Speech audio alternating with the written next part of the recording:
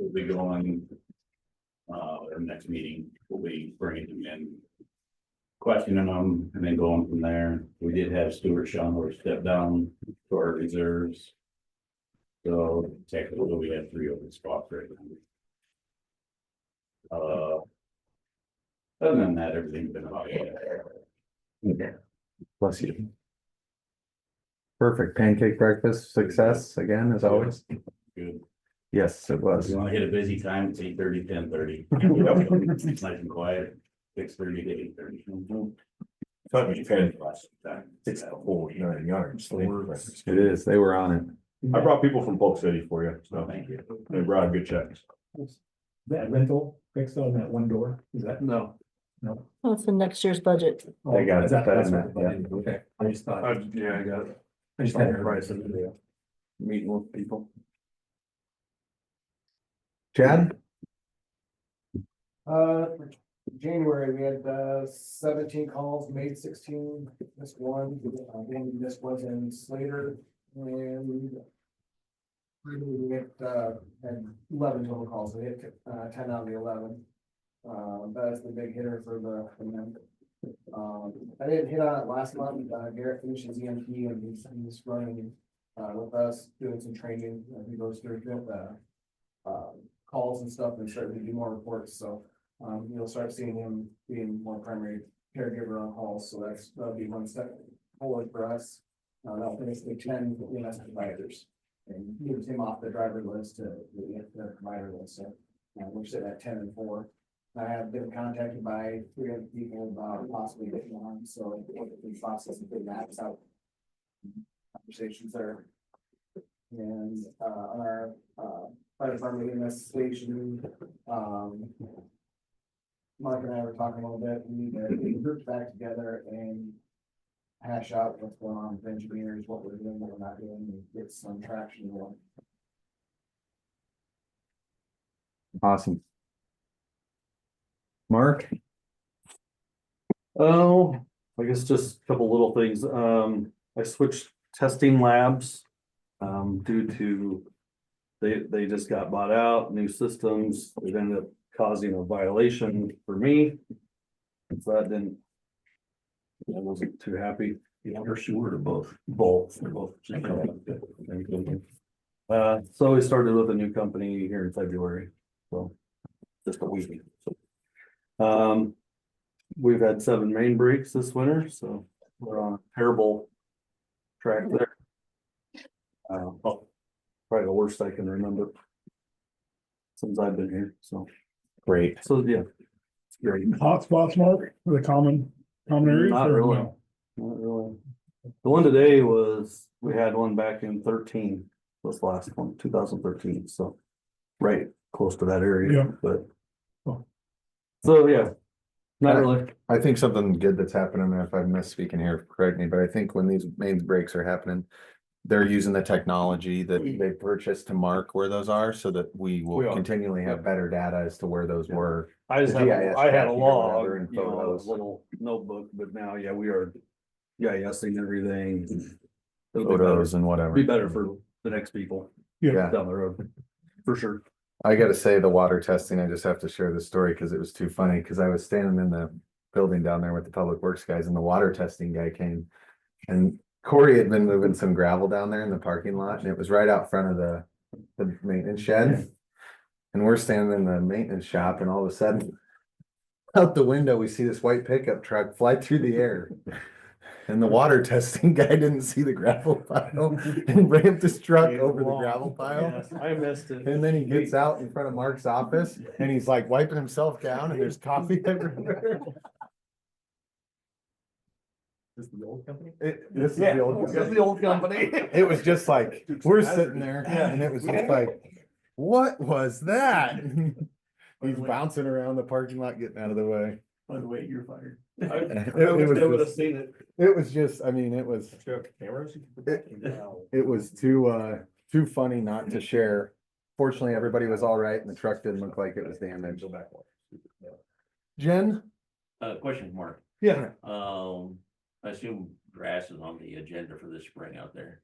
Mhm. I saw some tile piled up. Mhm. Do we have to check and make sure before we put grass down that? Yeah, no, I've been in contact with Asa, so he's supposed to be getting me a little quote for a job on that. To replace and do what I need to do. Are you talking Trailside Park? Yeah, You just said out there. Yeah, sorry, Yeah. yeah, yep, only place there's a pile of tile. yep, no, we know about it. Okay. I just didn't want you to have new grass in and they Yeah, no. cut a trench through it. I have a question for Mark. Yeah. Our new speed signs on the south side of town, Yes, do they gather data? they do. And I've been meaning to get that to you, but I'll try and get that here in the next couple weeks and just send something out. Anecdotal comments, somebody I know that lives on the south side says she thinks it's a reduced speed. Oh, I think so. I mean, just from me living, I travel it, so I definitely noticed people. Wasn't working last night. It wasn't. Hopefully everybody's trying for the smiley faces. Were you going like 12 miles an hour? Yeah. Cause it won't turn on if you're really good. I don't, well, I don't know, it was just when I. For him, it's bad. He was probably. Yeah. Yeah, it wasn't working, AK. I went by it so fast, I didn't see the No, lights. no. How fast can I get to be a spot? Oh, I was just turning on 8 and it didn't really come on at all. But I did, I've been back faster today. Every one of those solar days. Makes me smile every day when I have 12 cars backed up behind me. It's slow. I don't know why I can't get the northbound one to do. That's what makes me smile. I'd love to get the northbound one to have a smiley face, but I can't. Yeah. I don't know, I'll have to work on that. Have to hire some 17-year-old programmer. Perfect. Really can't go on my bus. I have had people passing there. From some terrible. All right, any more questions for Mark, Public Works? All right, Jen. I worked with Mark, he got some meter readings for this, for the Sheldon connection. We've got some numbers out to them. However, we do need to probably set up a new meeting with them, because there's a question as to the percentage they're paying. Well, a couple years ago, we agreed to an 11.5%. They're reading it differently than we are, as to whether that's continuously or was that just that year? So, Yeah. Yeah, That's for through this- the email that so Rachel sent and seems to me, looks pretty clear that was for 2022.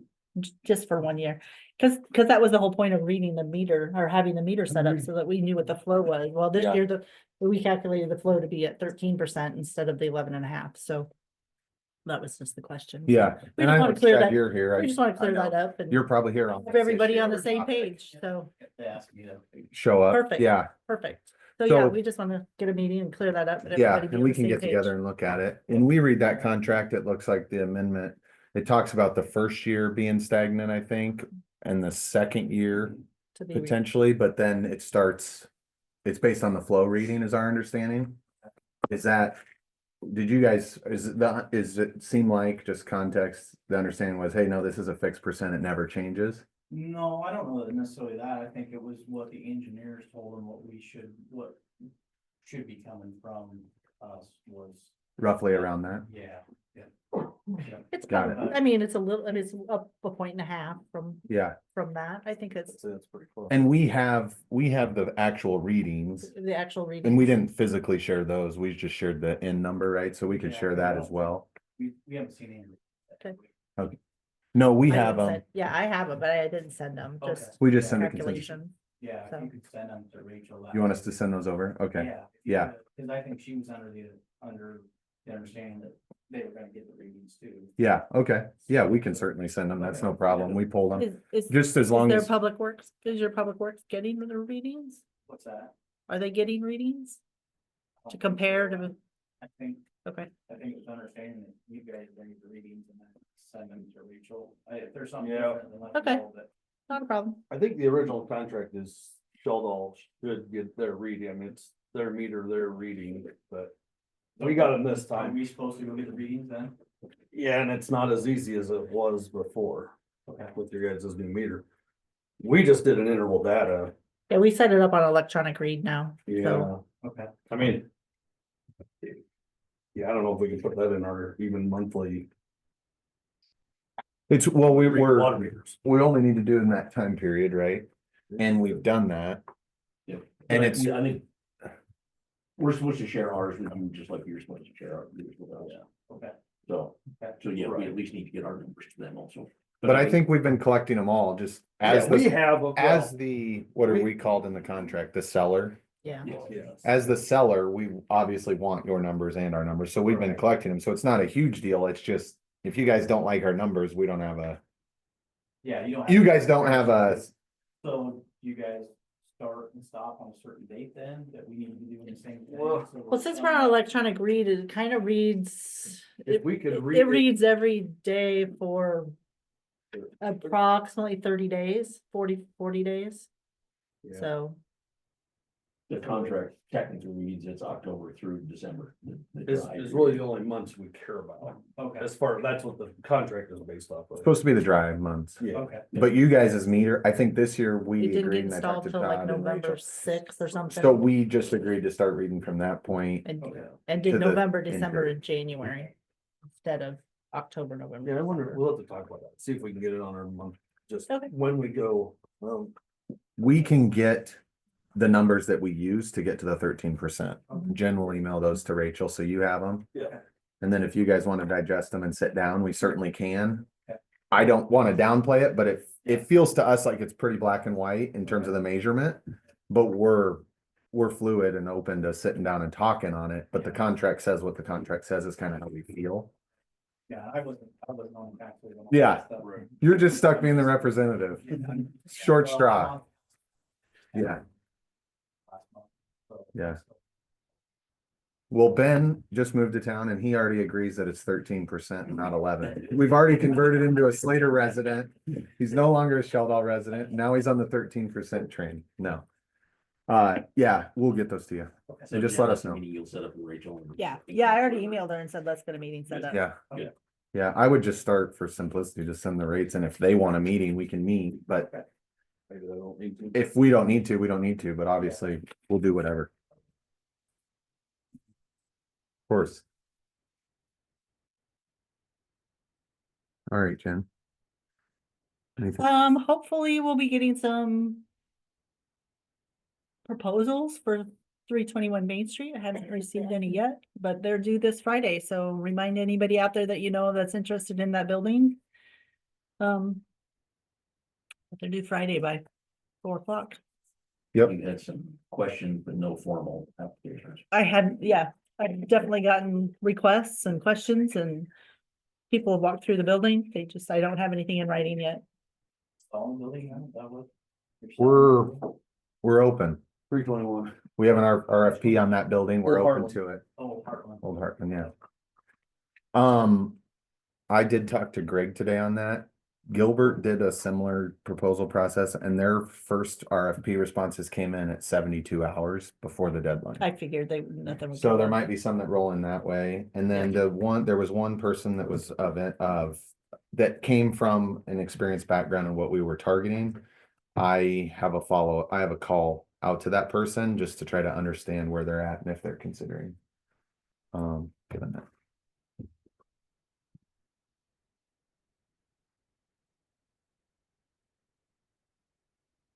What else do you have? That's it for now. Couple of questions. I sat in the Cello meeting. And you might actually have a better handle than I do. They had a violent event response that they could add as a rider to their insurance. A what? Repeat that? A violent event response rider they could add to their insurance, and apparently you can get somebody to come to events. Like terrorism? Maybe like 4th of July. I don't think it was necessarily you expected something bad. It could be bad or just risk. It's Yeah, like having an ambulance sitting on a state football game. we had the car show last year, so if something really bad happened, it would cover us. As.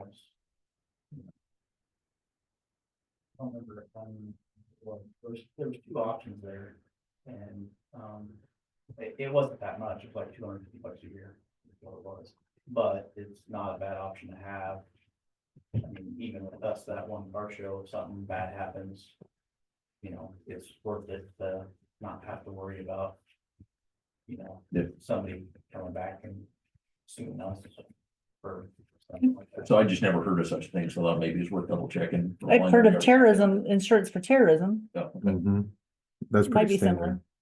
Beats me, I'm stealing their knowledge. I'll definitely The ask. only thing I can think of, and I don't know anything about it, I remember where I was on a highway and there was a response going to Swan Lake and I never seen so many.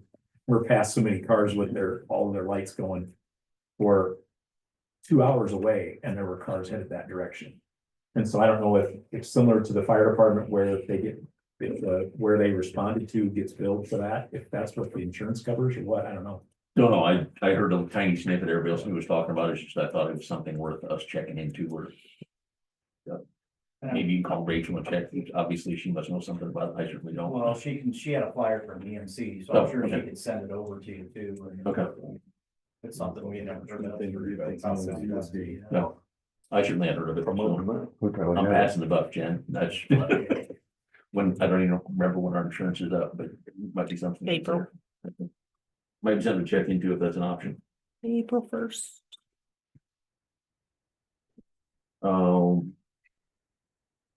How's progress going with Kelly Clerk, everything Wonderful. going well? Yeah. Good, is on track.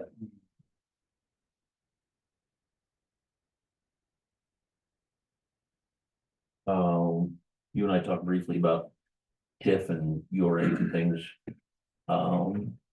In order to understand our budget better, I'd love to get that up to date, if that's something I can give you a hand with. Certainly let me know, because I'm a little nervous, I think so are you, about or maybe lack of clarity on some of the TIF stuff. As far as, What's LMI, what's our money, if we've got everybody else paid. We're gonna move the LMI to its own line item, so that's crystal clear for sure. And we Yeah. want to get some of those funds filtered to sewer if we can. That I thought should have been transferred There's some that look when like. the they- project was done in 2018. Right, there's been no activity for years, but they still have balance. got it. So just Some are close. negative, some are positive. It's just kind of a gray spot that I'm not sure any of us understand real well. So since I'm badgering you to do it, I'm more than happy to give you a hand if you can Okay. hand me a fat book of stuff, I can try to go through it. Okay. Great spot. Um. Do we want to have any discussion of water rates, sewer rates? How we get above the 10%, 110, or is that part of the budget discussion later? I think I said last meeting, and I think I kind of stand by it, we need to have the study done, which we need to have the Finance financial. advisor to review some rates, We need to and look, then get that tip money cleared up. If we can use some of that to pay off some of the debt. yeah, I just don't want to prematurely move on rate. Obviously, this council's pretty well committed on making sure that our rates don't move one bit and we feel like we have the authority to do that. Or the finances to do that. I feel like we don't know what the right strategy is. As far as financially. To use cash to pay what bonds potentially, or TIF dollars if there's TIF dollars, so. Yeah, I think the step is when can we get the financial advisor selected to do a review or something? I just know we're gonna pass a budget here soon that is going to be out of compliance on 110% rule. So Certainly. I know I'm a rule follower, but I'd rather be in compliance than out of compliance. So, and I had sent everyone an email about, what strategies and rate changes to use the shell wall money to pay off. So I didn't know if there's a discussion we had on that, and what the right topic area was for that discussion. I'm very confident waiting till we get some expert advice and Okay. it'll all come out in the wash. So All right. what does anybody else think? I'd like to know what the stick is if when we're out of compliance, or how long it takes before we get our doorknob tagged and all that, because I think It doesn't. we all live in fear of the next agency above us, and 9 times out of 10, they're so out of compliance, they don't check. It doesn't appear there's much of a stick because it's been in the last two audits, Yeah, I think it'll come up until next audit, personally. I mean, we need. but it's been in the Yeah. last two, so I'm not sure there's any. Yeah, we stick need there to- either. And it's gone, I think it's gone up in that period of time, it's just that didn't go up in time for the audit. Yeah, We got a rate change in the last 2 years. yeah. December Oh, 2 yeah. years ago. Okay. December 23. Yeah, but if you don't do it every year, then the audit doesn't catch it. Yeah. And so then you're out of compliance just because you might be a few months behind it or something, but. Okay.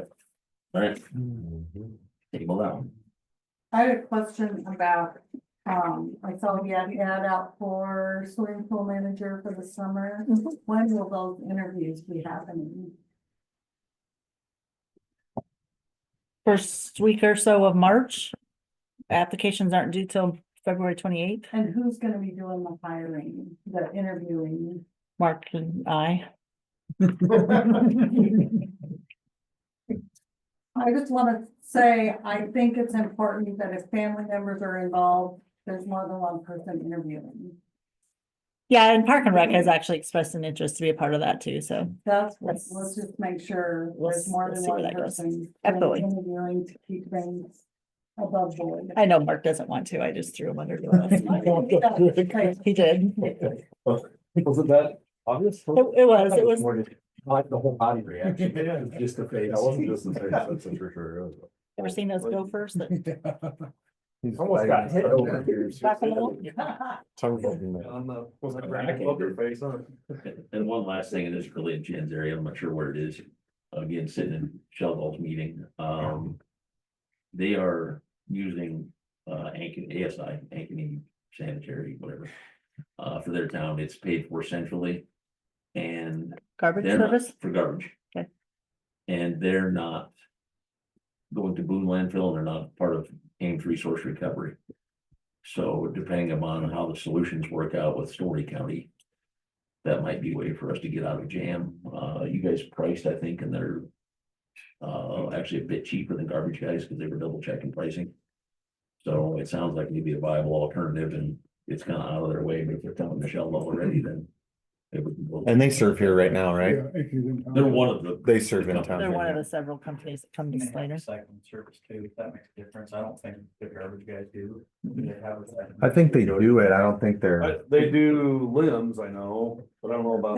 They have recycling. They do. If we do that, we have to go through the bid. You have to pay a little process. extra for an for extra sure. bin. Yep. Okay. Well, if we go like one string Yep. or like the That's one why we didn't provider. do it Well, before, maybe because You did it a support- few years ago, yeah. We want to support our local guys, garbage guys, A and lot of residents. they wouldn't come, they wouldn't be the lowest bid guaranteed. They wouldn't be it. Well, it's more government control too. Right.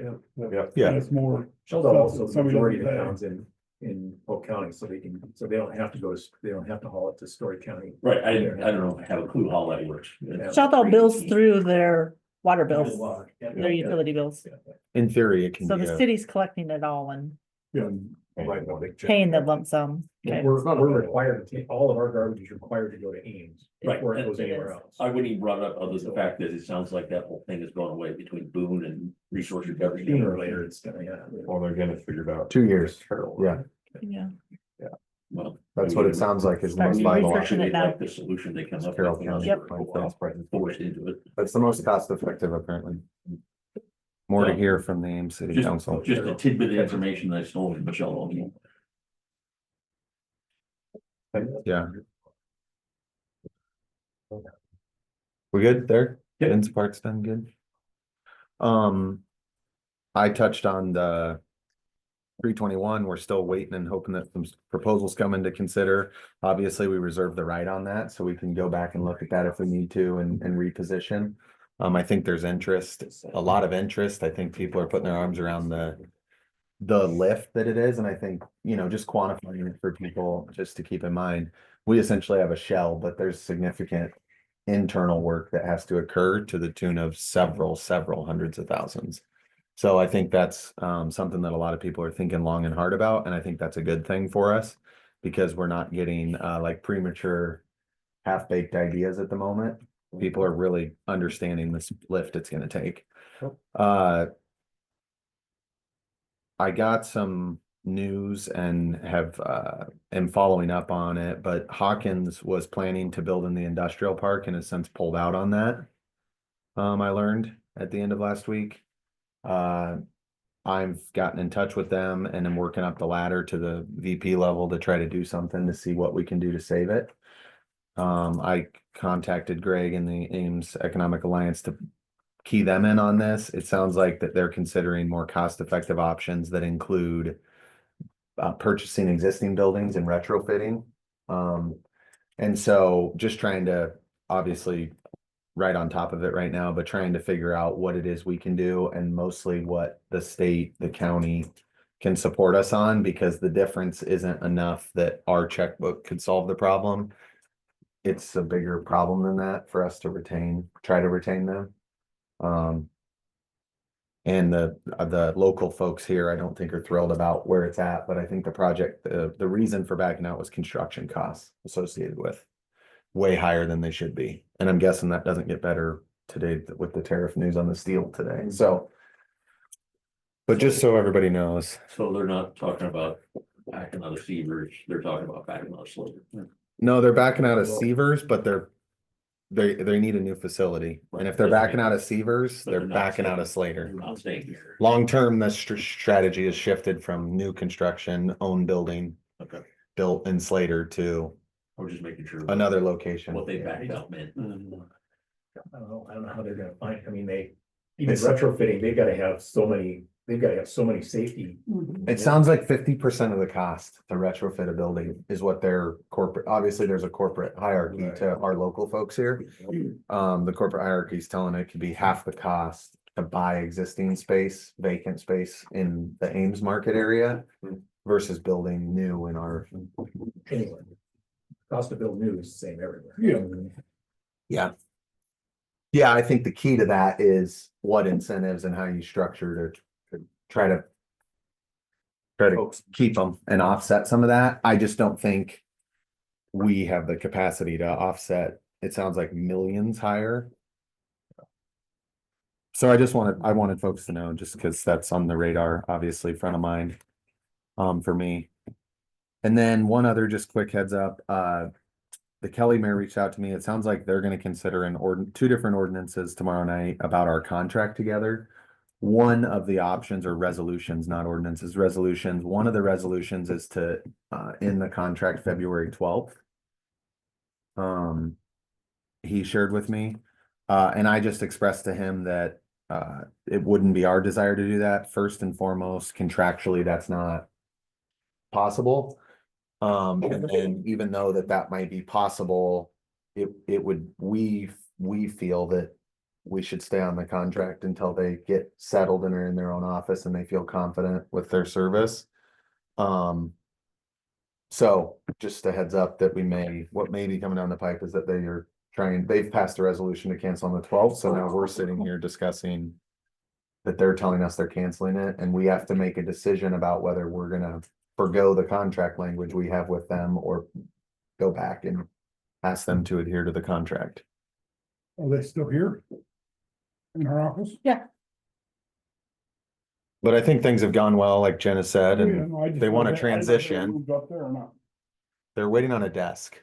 There was comments made at the last council meeting that made them feel, because some of them were listening, that this council wanted that person out of this office as soon as possible. And yet they were still gonna have to pay for the rest of the contract. So they're wondering where they really fall. Are you welcoming them or are you not? That is nowhere close to what their mayor signified to me directly. I think there was confusion about the comments, and I think we could clarify those comments, and I think unfortunately we didn't get record on that, but last meeting, so people can't go back and watch that. I think the comments were strictly that if Kelly hires an employee, they should office out of Kelly's facilities. If we're supporting them, we're happy to support them. Contractually, we agree to support them. But the goal was that we didn't fall into a long-term arrangement where Kelly thought their employee was working in our office long-term. And then That's never been what they've thought. Well, if they were on the Here, meeting, they would have long-term. heard me say that exactly. That's what my intent was with the comments of when will that employee be moving to the Kelly office? More so from this perspective as well, the employee that they hired has never been a clerk and has now been working on clerking for 45 days or so. And so what I expressed to Rick and Kelly was, you're going through the middle of a budget right now, and you're gonna come to us and cancel the contract. If you come to us and cancel the contract, then our support ceases at that point.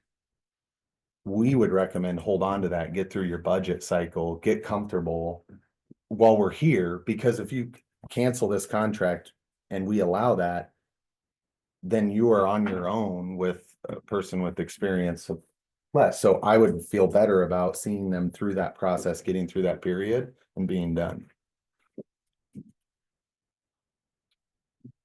I do know there's been a lot of, I do know that there's been a lot going on in those meetings, and there's a lot of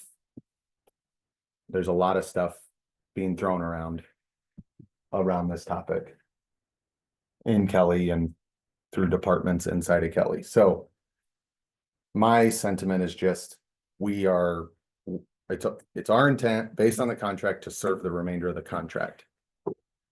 And I think we all agreed to that when we talked about it last time. And I think contractually, that's what we're obligated to do, even with a notice to cancel. And I would think that even, Jen, you've been training Jada, that you, from all your years of experience, feel that there will be moments where support above and beyond a clerk's net question will be needed in the next months. Absolutely. So why would we sever that? And they wouldn't be paying for nothing. I think the expectation would be, and I understand you have still been going to the meetings to support her and to support them. That's something that would be available to them and continue as needed. And if I was in their shoes, I would want that. And so I just wanted the council to know that a resolution is being put in front of their council to cancel it immediately. We may face a question, conversation around, are we going to allow them to do that or not? And then obviously, how do we, we want to support a neighbor and do that stuff, but if they're canceling, then our focus shifts back to here. And we're not in a position where we're consulting consistently during our hours. Well, our contract doesn't, there wasn't a contingency in there for ongoing support beyond when we were doing their work, when this was all started.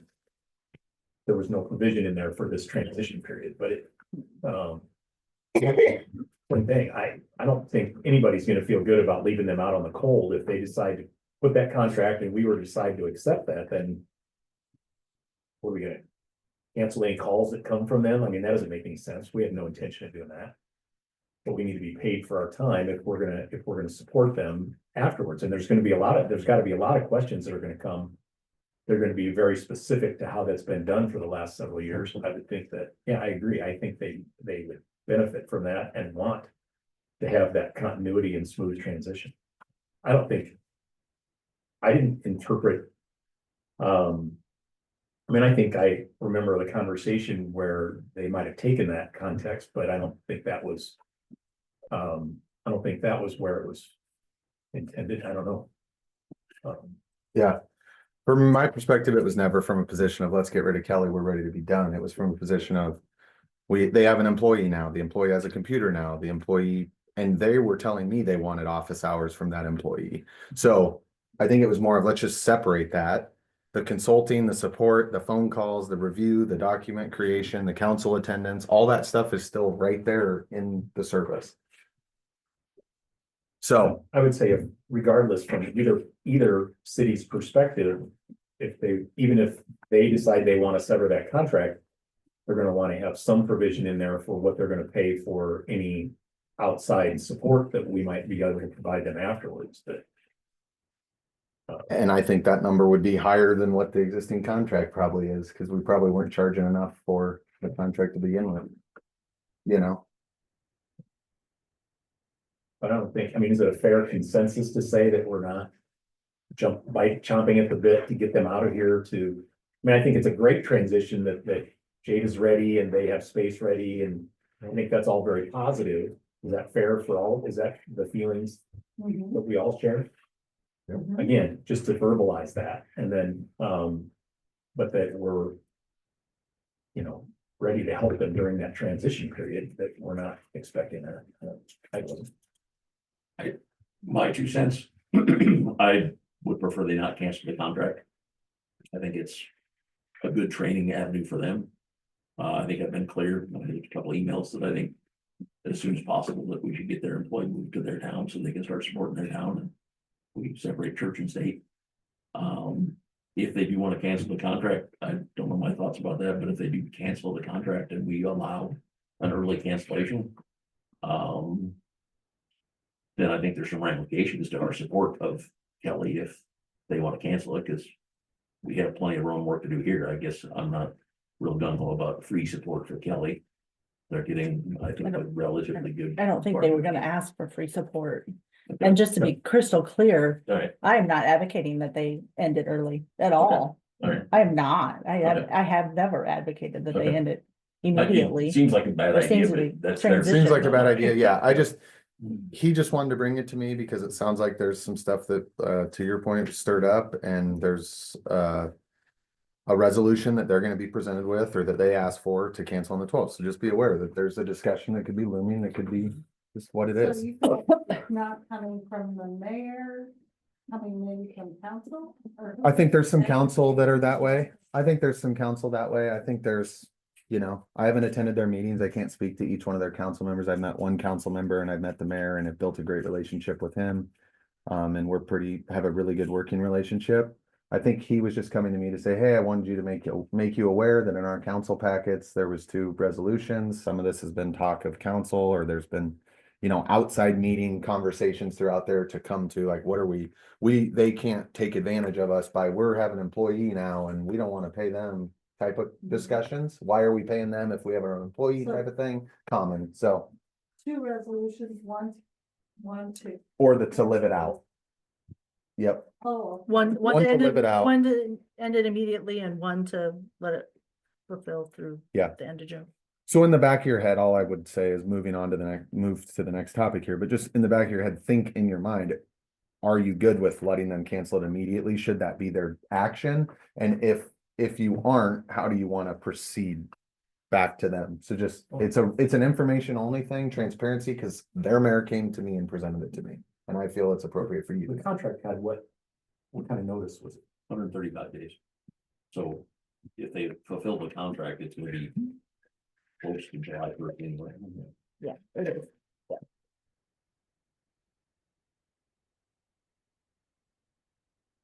I don't know, I mean, I wouldn't be opposed to them saying, you know, revisit in 60 days and see what it is. And then determine if they want to go to the end of the contract, but. And I think, At to some be point, you gotta honest, just live up with your contract. and to be honest, I have a lot of thoughts on it, whatever, I could go either way, but I think we cross that when it comes. This was just more so to make everybody aware. And then I'm still waiting on some dates for that county tour. I've really been wanting to get that done and planning to, and maybe it's better when the weather's a little better. And then everybody saw it, but the daycare has made some progress. They've started some inside construction. I don't know if you had an Signed it update. up. The sign is up. And they've started some interior construction. So that's exciting to see some movement there in our There's some investment. things going on. Yeah, inside they framed it up and stuff. See anybody If coming and going? They're parking in the back, I'll tell you, the workers are. But if you would go onto their Facebook page, if anybody's following the Stepping Stones daycare, they just posted some photos of the interior where they've got some interior walls going in. So I'd recommend you all take a look at it. And maybe even a share from our Facebook. I don't know if we've done that, but that's a project we physically supported, so financially, so. I think they just started last week. Yeah. Yeah, they ran. the permits were just approved. But very recently, within the week. I think there's been some of that, yeah. And that landowner also has approached me about adding some buildings in there with some commercial type spaces available to the public. So I don't know if he was just kind of spitballing with me, but expressed an interest in understanding what would be of need to the city and what could he bring. So I think there's some interest from them to maybe put in some multi-use type commercial spaces potentially on that same area. He was gonna do some research and let me know, so. That is a positive, I think. Couple business items, the ever so lingering noise ordinance, What? the beautiful noise ordinance. That might have been over the decibel limit, Joel. Oh, Before we exit the mayor's comments, anything on Syngenta, anything we need to do? Nothing going on. They're constructing. If you're not paying attention, they're going. They were adamant they didn't want a big, huge, they didn't want a big, huge deal or hoopla. They would be on the community tour, when the county came down. One of the things the supervisors are interested in is engaging with some of the businesses in the region here, obviously, and they would be on the Goodwill tour or whatever. Want to make sure everything we need to do, we did it. I think they're kind of beating to their own drum right now and they're getting what they want through that. I guess I should bring up one other thing. It was my understanding, and Jen, maybe you have received more feedback on this, but I got a call about the inspection and plan review fees from our friends, at one of our business friends here in town. And they were asking, the fees came back at a pretty big number. They're high. And you called them to ask about that. And I think maybe some others have expressed that our pricings are high on our inspection and not our our plan pricing. review. It's- Well, It is. it is ours, but it's Well, their pricing. right. That is ours by, Yeah. that would come from Safe Buildings. Right. But obviously, we're contracted them to act as that department of the city. Yeah, it's only one block. The issue is that I've asked contractors who else does it? Is there other companies that do it? There are several, most small communities in the area and even bigger ones like Ankeny and Grimes, Ranger, can't remember which, sorry. Use Safe Building. They've got a monopoly on that particular specialty. There's not a lot of options out there. So maybe we could use state inspectors. Do you guys use V&K? Is that right? Yeah, there are some, Sheldon uses V&K for your building inspections and yes, permits. there are some that go through their engineers. Inspections and Yeah. control, we have, fire marshal for electric. And then we inspect. So you're using state, you're using the state. For electric. For electric. No Um, plumbing, probably. No, I mean, we'll inspect if they go to put a new service in, or sewer, we see that part of it. Get it started into your Yeah. stuff. Yeah, So it's just gonna take some investigation. They are significant, they are. yeah, this was a $9,000 bill on a 100,000 On a square foot building, Storage building cold storage. seems a little high. Because on. Well- Storage, you basically have electric, right? Right. Yeah, So. yeah, no Yeah, plumbing, you just just- electrical. They did plan review as well, and there was some adjustments on plan review apparently, so Can't you have fire marshal inspect just on something like that? We have a contract, so we can't pick and choose and go back and forth. We have to, Yeah. if we do it, we have to get rid of this company and then have somebody else do it. Like on mine, fire marshal came inspected electric and I never got charged for any of the inspections. That I know of, maybe charged the electrician, but not that I know of. we would have required the plan review regardless, right? From a structural standpoint. Safe Building does. Yeah, if we didn't have safe building, we wouldn't, I mean. Had Yeah. we not had them, I'm not gonna review it, or no one I'm gonna look at. I just, yeah. It was a complaint. It It is. sounded like they voiced to It's- me that you and it's voiced not to the them, only it's one. multiple It's not. yeah, they're complaints. not the And only so one. some of the people that are investing in the community, increasing our taxable value, are complaining about the cost to be able to increase the taxable value. Well, and one contractor I talked to said, so for example, a new construction home here in Slater is costing approximately $1,500 to $1,800 for their inspections. The contractor I specifically talked to, they start at $500,000 houses and bigger, and they're like half that price. Is what I was told. In other communities. That are not using Safe Building, that have their own inspector. So might be something to I would be thrilled to see at least take the action of determining what alternatives there are. Maybe we could work with, I mean, cause Slater wouldn't keep an inspector busy all the time, 40 hours a week, so. My thought is that we work with other communities, hire somebody that wants to do it full time, but works for several of us. At once, Oak City hired their own. That's what I just heard, that- Shell that, ball, they- yeah, so Maybe reach out to them, because I don't know how busy they are, it might be. Mhm. Yeah. Yeah. Because Huxley uses Safe Build, right? they do. Yeah. Mhm. This, our next item is talking about this proposal with Iowa Code Enforcement. Yeah, There's actually sounds like they do more of that type of code inspecting than. Mhm. I we thought do this do was- building inspections as Right, well. I thought that company was, I thought that was probably related to the noise ordinance, but I don't see anything on their professional that talks about noise ordinance. So is that one more about building? It's, the next item on the, Let's On the let's talk about the. I can approval. see him here. But is there a screen Hold on. I cast? don't see a screencast. Thanks for joining us.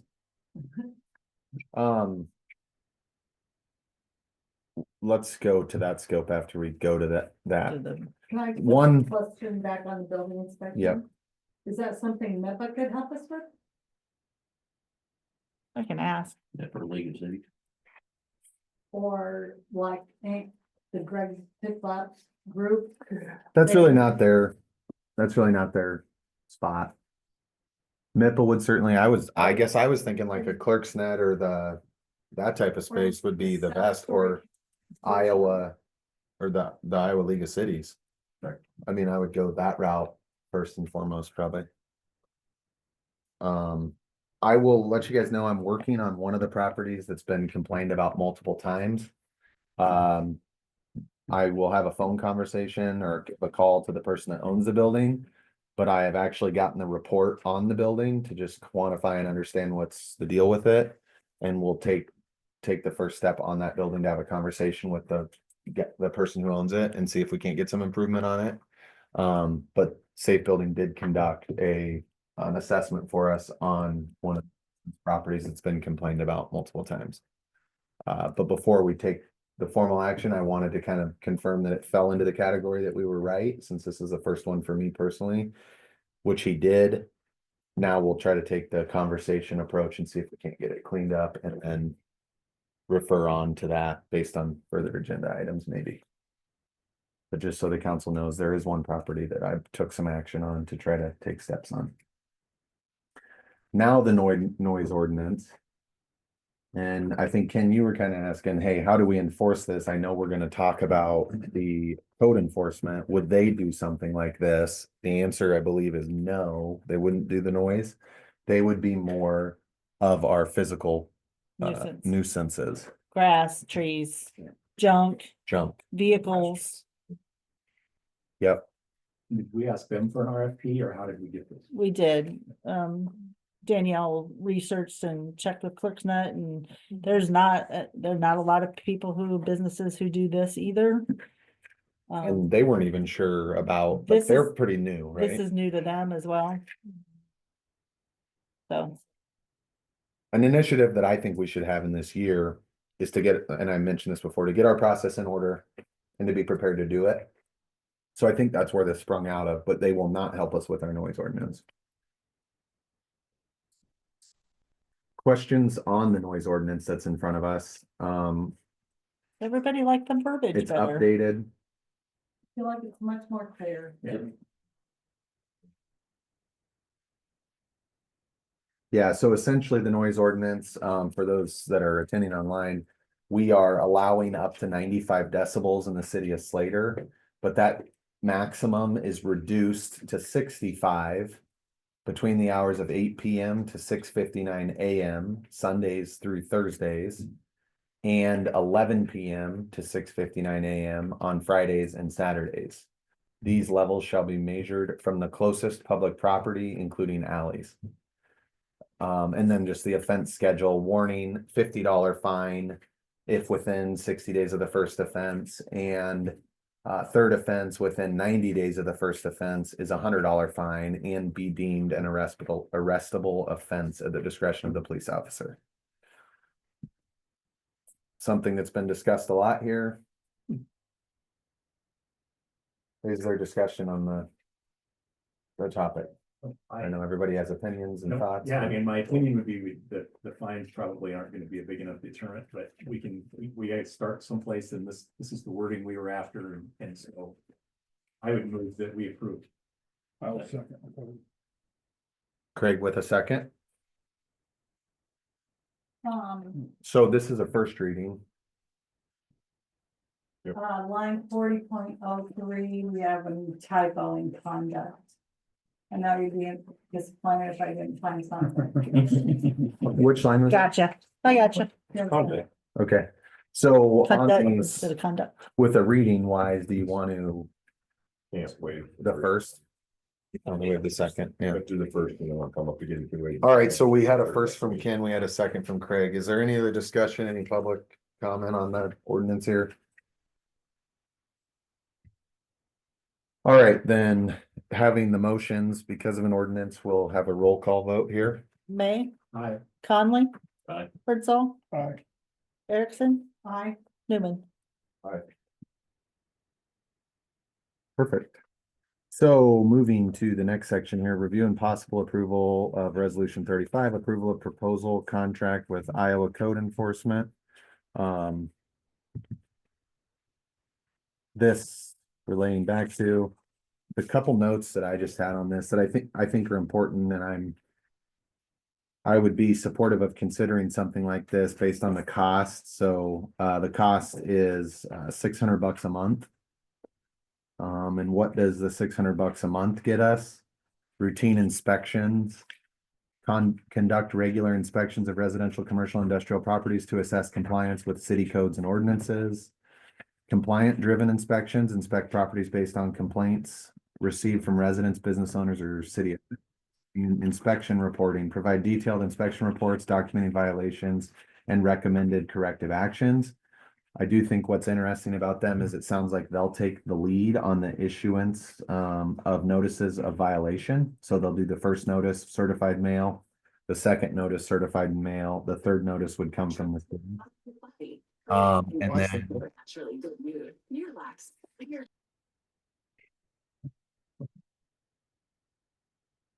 so I do think that's a positive. I think that's something that we've talked about a lot on this topic with people is who does it, how do we do it, etc. I think I would be open to trying maybe a 60-day trial with that here. The only thing that I've noted from my viewpoint is I think what's important in this is I really don't think we want to be a council that all of a sudden has allowed leeway for extended period of time and then tomorrow people are getting notices, certified mail notices that things are wrong. I think we all can pinpoint the places that stick out to us. Do we need to have some sort of campaign to notify folks that this is an initiative in 25 that we are employing and looking into and enforcing our codes as it relates to nuisance properties? And how would we do that, or how do you recommend doing that? And maybe Jen and Danielle more expertise on the execution part of it, but. So you're suggesting we hire them, but maybe in 60 days they would start as we put it out there that, hey, it's spring, let's give you time to do some cleanup. That, hey, we'll be enforcing this in the next 60 to 90 days, so. And I think in that same time frame with the campaign, something I think would be nice if the city would do is like Kelly did, if we would do a waste day where I Cleanup think day. they brought the dumpsters in. Mhm. If we could orchestrate and execute that with the campaign and then on the back end of that, begin the code enforcement. I just want to have a long runway so nobody's like surprised. Yeah, do you send a letter to the ones that, you get a compile a list, send letters to them, and then maybe you start July 1 with this company or, something.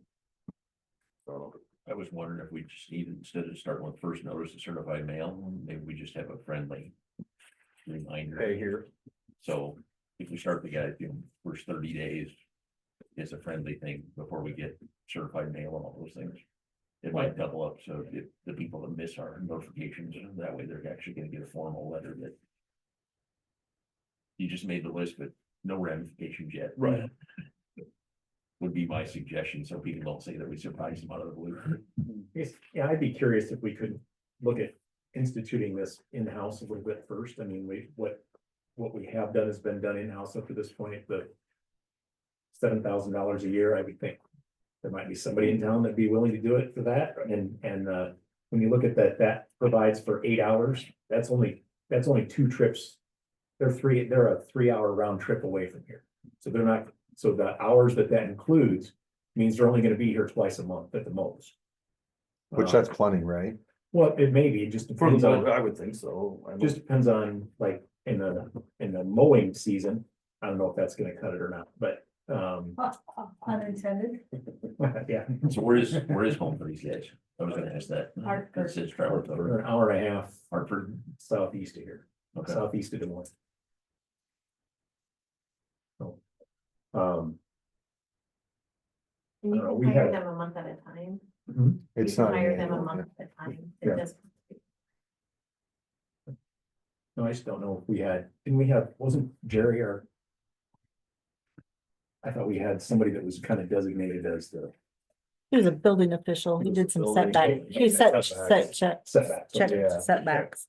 The smaller shed inspections. right? Yeah, Inspection. decks, you know, fencing, whatever, that kind of stuff, which we do. I mean. Yeah.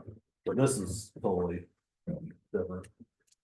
This goes to your mowing and stuff. Right. I'm assuming it covers mowing and junk and Yeah. street. Mhm.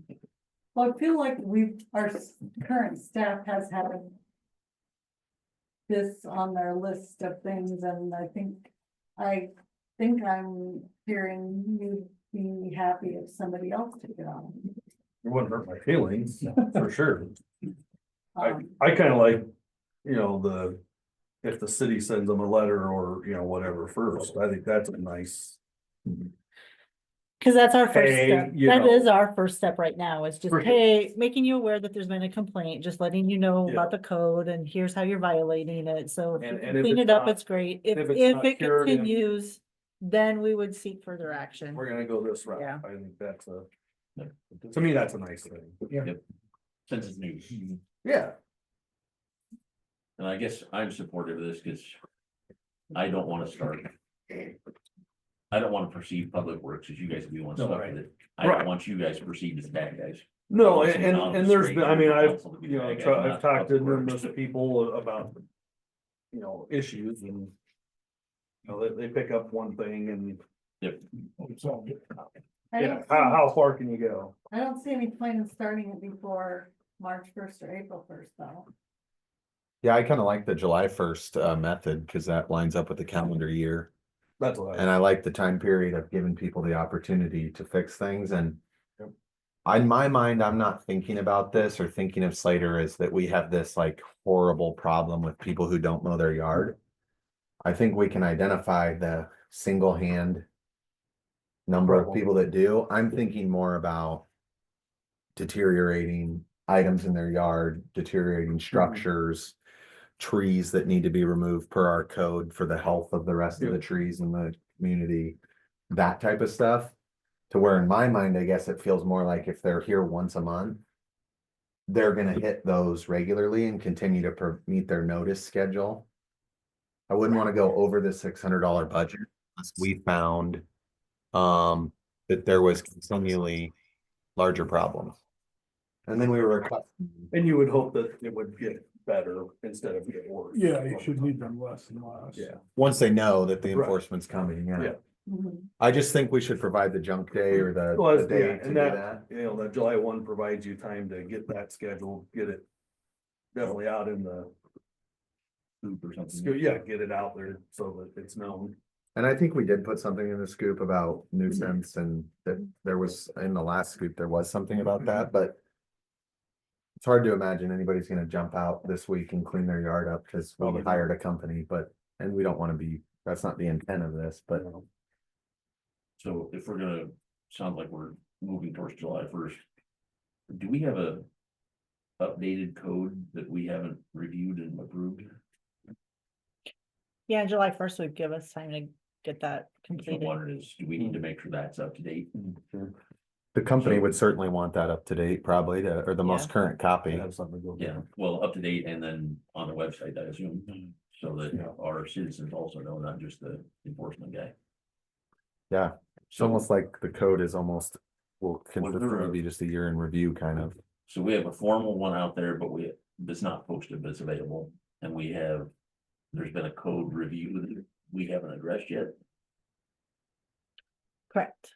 Okay, It went to the attorney to be codified, which means they take all your ordinances and they put it into your code. okay, And we're reviewing that. We're in the process of reviewing that to make sure that okay. Is that possible it's to not have the done? same. I'll pull a number out of the air and say April 1st so that we have the new thing posted. And that way we get 2 months before the official enforcement starts.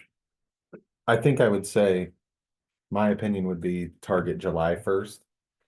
And then all I would say with that is, my understanding on the code things we'd be talking about, Would be, we haven't evolved. we haven't changed. We any haven't of those. changed. Okay. So the I don't know if that's existing changed. code, a lot of times what the code the Simmering Corey, right, looks at in the codification process is state laws that have evolved that now our code doesn't meet and we have to get rid of. Okay, And adds in any of the laws that we added in the past year, in theory, like this noise ordinance would Okay. get caught in the next review and be added in. Our stop signs and stuff we Yeah. did back last month. Some of that kind those stuff things. Are all, yeah. okay. I just wanna make sure that we're current, so if there's nothing that would implicate starting Yeah. the code inspection. And I asked Then I'm not worried. at the end of the last meeting, I think Jen was kind of contemplating on it. There may be an ability to get our codes online before the final review's done per se. Yeah. In theory, you're constantly looking at an outdated code book. Yes, yeah, you are. So Right. I kind of asked if we couldn't maybe look at, Kelly has gotten their codes online. Mhm. So They finished their process, yeah. if we could get ours on there, then when we review it and finalize it, it may not matter as much, because as soon as we complete it by July 1st, there'll be a new codification occurring. Do we do that annually? Every 5 years. Every 5 years, okay. So, like regarding. I mean, unless you do a ton of new stuff. Yeah, Then you can do it as often as you want, but it's generally every 5 years. we're talking July 1st start. But like the nuisance thing too, though, this refers to, property owners. How does that affect rental properties or, for instance, the mobile home park? They're not owners. So it would just be the ownership of the park, which has been traditionally nearly impossible to track down. And I don't think they're hard to track down, because I think your certified letter will go to their associated mailing address in the East Coast, I think is where they're at, Philly or somewhere. It changes. They have an every 6 office in months. they have an office in Madrid where you can go talk to a person apparently. Yeah. But I guess the beauty of this is, like, for those circumstances, yeah, we tried to be friendly, we can't be. Here's the certified letter, here's the next certified letter, hey, we're having the trailer torn down and here's your bill. Good luck with that. Yeah, true. No, that's exactly how it works, and then it's back at the county against them when they go to pay their taxes, right? That's the process, right? It's the process. It Hopefully doesn't it's go that that easy. quick. Yeah. It won't be that quick, No, but I think yeah. that was the point. It But won't be that again, quick. it'll never go if you don't start somewhere. Right, For sure. Kevin? Just a point of clarification, so you're saying if you hire this company to do the evaluation, they're gonna send 2 written notices before they take any kind of corrective action? There will actually be 3. There'll be a first notice from them, certified letter, a second notice from them, certified letter. If those aren't responded to and addressed, there'll be a third notice that comes from the city. And what's If the time frame in between those notices?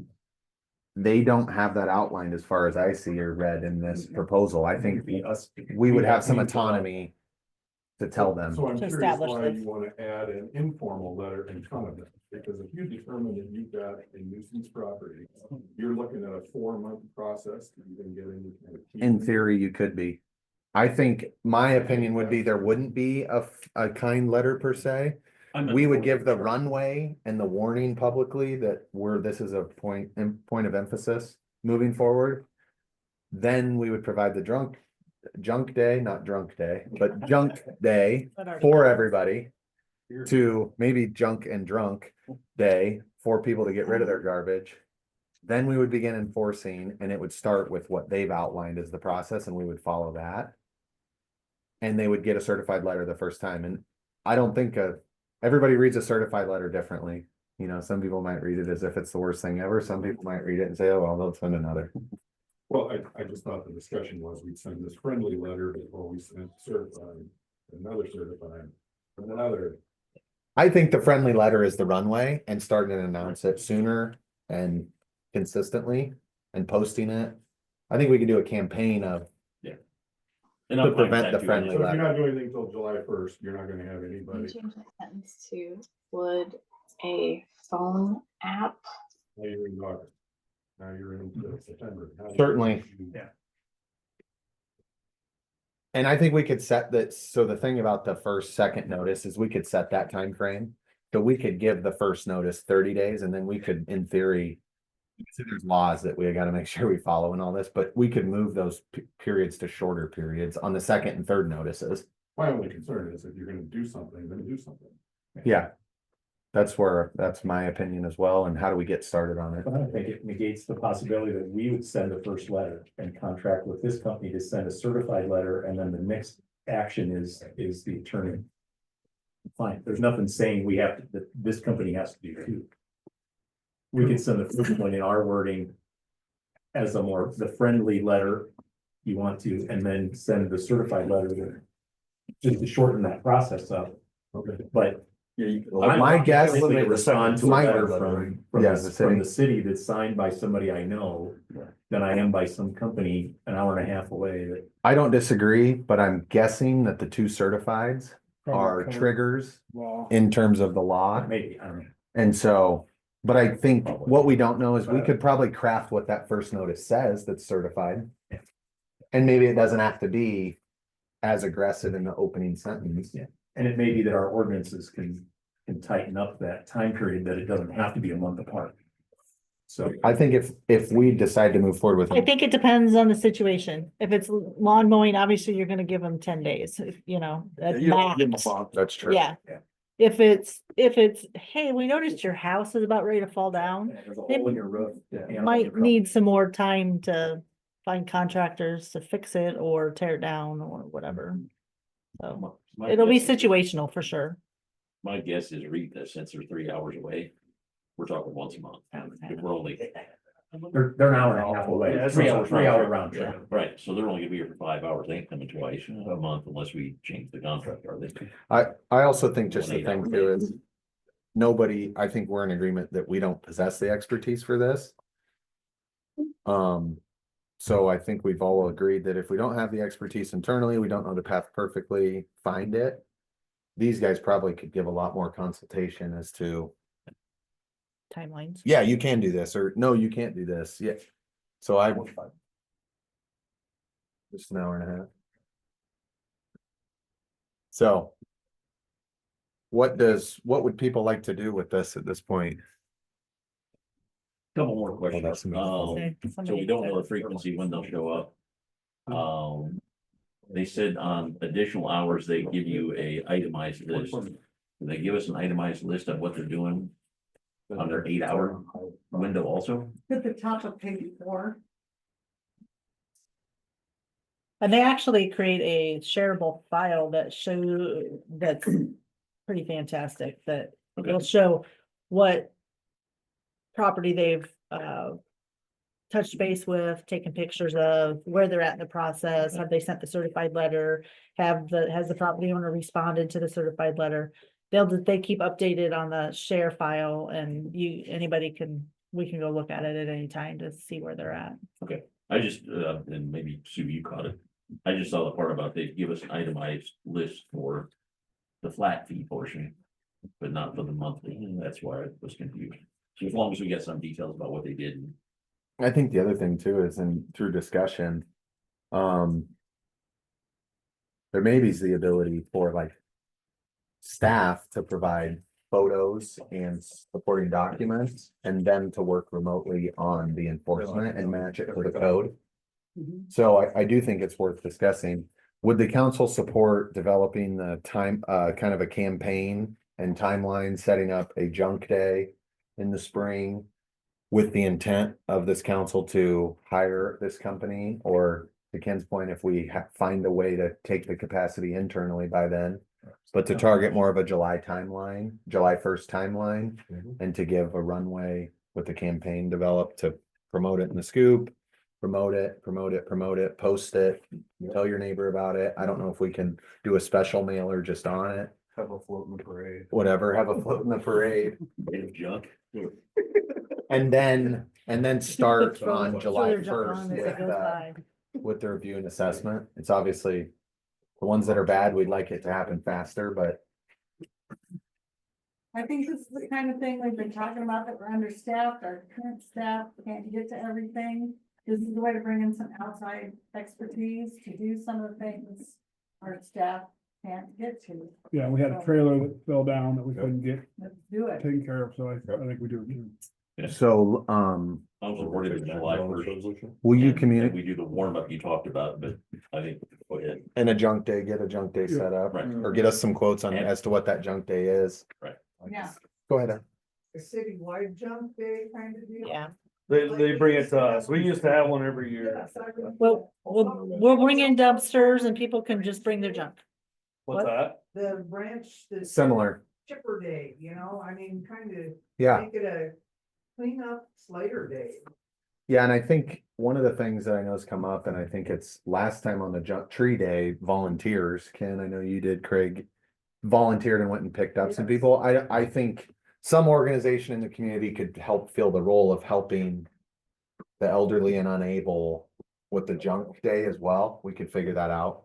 Or the elderly and unable. Ellen? Say, I don't want to Ellen? touch my car. Your hair might be white, but you're the furthest thing from elderly Hate to say it, than age in this always community. wins.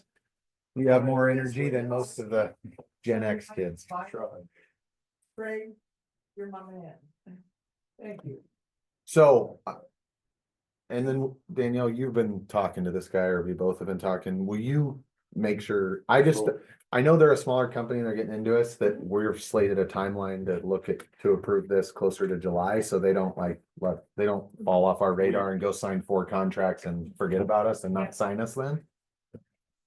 So we're looking at them beginning July 1st. We need to approve a resolution with that, add that wording. Do you want to go that far right now? Or do you want to? Sounds like we have the support for that, Mhm. as long as he's agreeable to that. As long as he's in business till July 1st. If he's starting up. You're not changing anything at this point on that proposal. I don't think we should approve this right now. I think we should set our intent and approve the campaign and the junk day. What I think we need to know is, we would like him to join a call, maybe join a meeting maybe, and talk to us about timelines and that stuff, because I think that's a question that needs clarity. You know, is it 30, 60, 90, all of a sudden we're half a year before, you know, Ted's TV's out of the front yard, or are we talking a different? Who wants to be on that call with them? Mark enjoys these extracurricular calls where he can be educated. No, I definitely think Mark's a value, or That's fine. I think he can pin him and ask questions like that and get a feel for him, and Mark will probably be dealing with Because him. I think a lot of it, I don't know who said it, but you know, we could start the process. I mean, we're gonna be the ones that are probably gonna start the process, so. Yeah. Yeah. You know, it's this property, take a few pictures, whatever it is, and send them to. Here's the whatever. address. Yeah. In talking to him though, he would take it totally out of our hands and go, I'm If- just gonna drive around town and I'm gonna, See what he's. and see what he sees, and Really. I guess it's. obviously he's it gonna, depends on he how said much he would you run wanna it, pay him. he said he would run it by us to make sure, you know, that was okay for the first couple times to see. Yeah. I would Sue, I would rather commit now. There's a 30-day cancellation. And the guy's not good. That was his interview. We spent $600 to find out. Well, the reason there's a 30-day cancellation is because it's month to month, right? No, this is actually an It annual could be. contract, but you have a 30-day cancellation, so, Got it. and it renews continuously. He's just You got don't the fee cancel it. set monthly. Got it. but with a 30-day cancellation. Yeah, that's fine. It's here nor there on that. It's fine if we want to take the action. So So I'd welcome a motion to develop the public information campaign, schedule the junk day, approve the contract to start July 1st. With a follow-up call to be conducted for further information. Motion, what the mayor said. I'll second. All those in favor signifying with the sign aye. Aye. Opposed, same sign. Abstentions, same sign. All right, Joel was one. Okay, moving down to our budget work session here. Greg, you've provided some stuff. Again, I know there's some printout stuff we've got here. you're up to either you do your thing, if you wanna roll through yours first.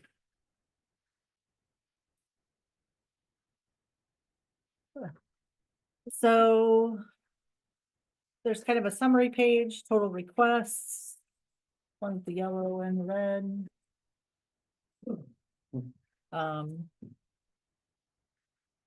Total requests is the 1,089,000. Total income is 1,088,000. That gives us pretty much a break-even point. It shows a negative $737, but obviously local option sales tax isn't gonna be exactly 275,000 and franchise fees isn't exactly 20,000. That's kind of a rounded number, so we pretty much break even.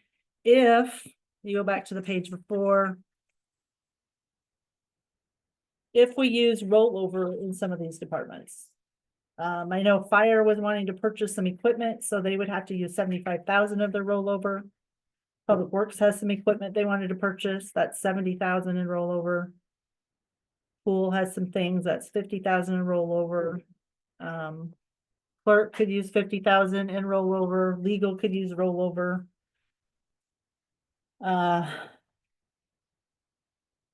So I guess if you're okay with those departments using rollover, or if you want to go through some of those departments line by line item and remove some budgeted items, or look through their budget to see if there's some things that need to be cut so that we're not using rollover, that's totally up to council. That means we would use just in general fund. We'd be using $255,000 in rollover to make the to fulfill everyone's requests. But I think that's totally, in my opinion, that's totally legitimate. That's what the rollover is there for. If there's equipment to be purchased, then that's what we're using it Walk for. us through what in the rollover How much is there? line, no, what they've been using for, because that's what that's the information we would make a decision on. What's rollover and what? Clerk, it would be for the extra staff person that we would have hired by July 1st, hopefully before that, obviously. That's to cover that. In fire, there was, So I just want to clarify real quick. You say rollover to be used in fiscal year 25. So that's pulling out of their sorry, rollover that should account? say 26. 26, yeah, that's pulling out of their rollover. That's pulling like, out of what they have On available branch sheet there, I see his capital outlay. He's put 75 in there. to purchase equipment, so So he's using 75 from rollover plus requesting 75 No. capital outlay? no, That's where that's. that's where that 75 will come from, is rollover. To fulfill that line. So let's just look at fire. So his total budget requested for 2026 is 100, clear over on the right, is 164,770. He gets, and if you go back to the left, he gets approximately 31,500 in income. And if you use 75,000 of his rollover to purchase that equipment he's planning on, he'd actually only be asking for $58,270 from 2026's general fund money, the property taxes that are gonna come in, 58,270 58,270. from Yep. general. from the general fund of taxes that will be coming in FY And then twenty-six. he's funding from his savings account, if you will, Yep, the other 75. right. Basically, on that, we just kept it the same as last year, which was, you know, for extrication, and then we've always had 25,000 in there. Or then, oh, whatever, and that's kind of then going to vehicle or whatever it may be. And then here we kind of looking at a new cascade system, which we're hoping we can get some kind of grant funding, but that's basically why it stays the same. And their buildings and ground maintenance is up due to the garage. Certainly, yeah. Right. And that might be something we have to do prior to. Right. So that could go down, I guess, if that gets taken care of. Prior to July. So.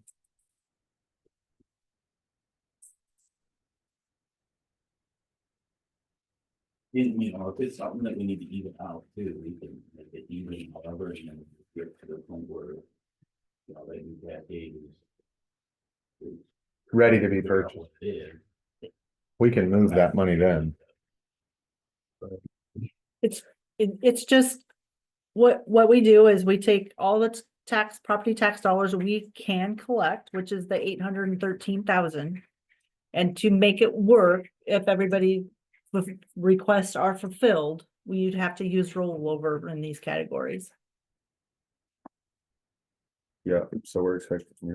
Because you can only, that's the max we could collect is $813,000 for FY 26.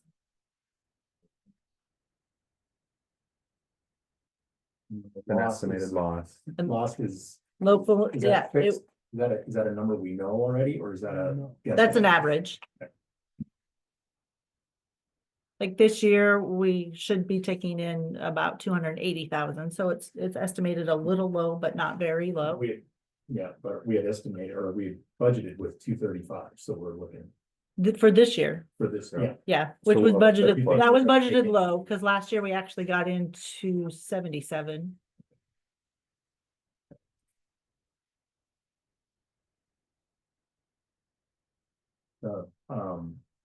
It's my only hesitancy in terms of rollovers, using it for salaries versus something that's a little bit more in the capital category of things. We had kind of talked about that before. Council meetings. But there is some significant money sitting in administration for, so Okay. So it's there for that. that's where it came from, so that's where it should go back to. It's traditionally, so Mark has a lot of those intermediate needs, more so than many departments and fire. With some of those intermediate things that's allowed us to move ahead and do some things without having to wait for a bond issue to do some of those on what I would call intermediate needs. Like, what are you talking, $10,000 things? A or- mini, no, not necessarily. Sometimes it's been a $50,000 thing, but it allows us to move ahead with some of those versus having to wait and then all put together a bond issue and all the timeframes that it takes to pass that. So I think like you've done, Have we ever like done an mini- essential, we've done an essential bond for was the that wasn't that a? sewer. That was right? budgeted. Wastewater treatment was an Yeah, essential you've bond. used rollovers That's before a for some things that were- Enterprise. Yeah, bond. I mean, That's well, a dump trucks. Good deals came up. General. Not- Street Yeah. it was sweeper. not an Street essential, sweeper, we it had, was not we bond. had kind of a stash. Yeah. For me, the strategy comes down to the bonding ability that we have, again, back to the financial planner. If we have the ability to bond for fire EMS type needs through the essential process, that process isn't nearly as long as a regular bond. Right. So my theory is, and Brant, I think, kind of following that in this sense by saying, I'm not gonna ask for more capital outlay. I'm gonna use capital outlay to do what I want to do. Just give me the green light to use my capital outlay, right? I think that makes more sense to me, and not to say that's the action today, because I think we'll have to do this again in the next year as we adapt with the staff and everything, but a bunch of rollover money sitting in fire doesn't make a ton of sense in my brain, because we can get them what they want with the essential bond. there's a certain limit that makes sense for him to have the capacity and roll over if they add 5 or 6 people or whatever, but I think we need to determine what kind of a threshold looks like for fire and EMS from that perspective. But we shouldn't have a lot of capital outlay every year for them. We should try and budget for those and then use what would be their capital outlay for the other departments that we don't have the tool to essentially bond on an essential bond basis. Yeah, I find that, I just find that difficult because then the departments that have been thrifty with that income gets it swept out from under them and moved for another department that has a higher priority. So I'd rather have it categorized with the department that saved some of what they've done and use so that they have the ability to make some of their own decisions versus having it come back to us to get I those, think- what I'm calling an intermediate need Yeah. versus a fire truck. I'm not talking about trying to save for a fire truck. You'll never do that. No. But we're trying, I think. but to that point, we've been trying to save for it. I think. So why are we trying to save for it if we know we'll never save for it, is my point. Yeah, I never looked at it that we were saving for a fire truck, but That's think been that- said many times. I think we, to some degree, that means we're advocating our responsibilities council to manage money with our departments, because we're saying whatever you squirrel away is what you get, and you can do whatever you want with it. I would rather have a separate bucket and say, this is the amount of money we have, and let's get it so that they can use it right away. Rather than saying everybody's gonna squirrel away a little bit at a time, and maybe you'll get lucky and you'll save enough money over time to get what you need. I'd rather have, you need a mini X. You say, this is something I need, it's gonna cost 75,000 and I need it next year, I need it this year, and we say, yes, you don't have to save $10,000 a year for 50 years. It's something we need now. right, that's, again, that's Yeah. a mischaracterization of what I said, but that's okay. Well, but I think that's what we're forcing people to do, is to save a little bit of money. But what are wherever they you, can. help me, you want the departments, I want them to have ownership of money that they've saved versus having to come back and have it all swept away from them. In what's in reserve right now, is what you're talking about. Yes, and if they continue to save that goes up, but not necessarily to budget, not to budget to have rollover. Savings, but to, But if they save, but the savings that they've done because they didn't need, or they were, Public Works has saved us thousands and thousands and thousands of dollars every year, even at the sewage treatment plant, because they did some of the interior work on the building themselves. We didn't have to go out and get that separately. Same thing at the senior center. Countless examples around town. Same thing, lights at the library cost a lot less because we didn't have to have a lighting contractor come in to install them. I'm. So the savings of those, to let those departments have ownership of that and have some say in what they spend it on. We still have to approve it. It's not like they're gonna go out and then. Not really spend it on though, What they want. not really though, because our claims are reactive. When Right. you're reviewing a claim, that's already done. Now, we don't have abusers and we're fortunate for that, but the system we have in place, if we had an abuser, Where I think you'd put what you're talking, I don't know, minor equipment, or, which we have line items for minor equipment. Yeah, I mean, your dump trucks, that stuff, I think we always were putting that in capital outlay, where, you'd hope in 3 or 4 years you would have, if you could put 50 to 75,000 away each year, in 4 years, 3 or 4 years, you'd have it. Those trucks are now about double that. So I think that's something that, I'm not even putting I think I only did a few things on capital outlay just because. Mhm. I kind of like the concept of, okay, this is more of a priority. And a lot of these are all my accounts anyway, so it's like, okay. right. Right, You know, I mean, besides- different departments have different needs for those Yeah. things, so. But some of so those- what I did, I just threw more in, your minor equipment where. Maybe you would have put that in a capital outlay, but it's really a minor, you can use it as a minor.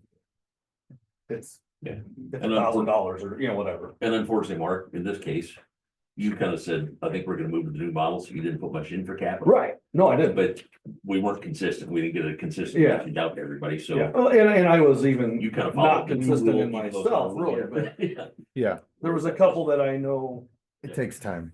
that that we need some work, and I would say it could be buildings and grounds, but it's kind of Right, over that, I guess. yeah, it's just right now, we kind of have an apple and Yeah. oranges, because different departments kind of use. Yeah, it right. Different this year, because we're in that transition period. Right. I think that's the hard part for me is, and I think if maybe there's somebody on the council that has a good grasp on it, but then probably Craig, if anybody, but in a given budget year, we don't exactly know how much capital outside of what it takes to operate the city. We don't know how big our capital bucket is to do something.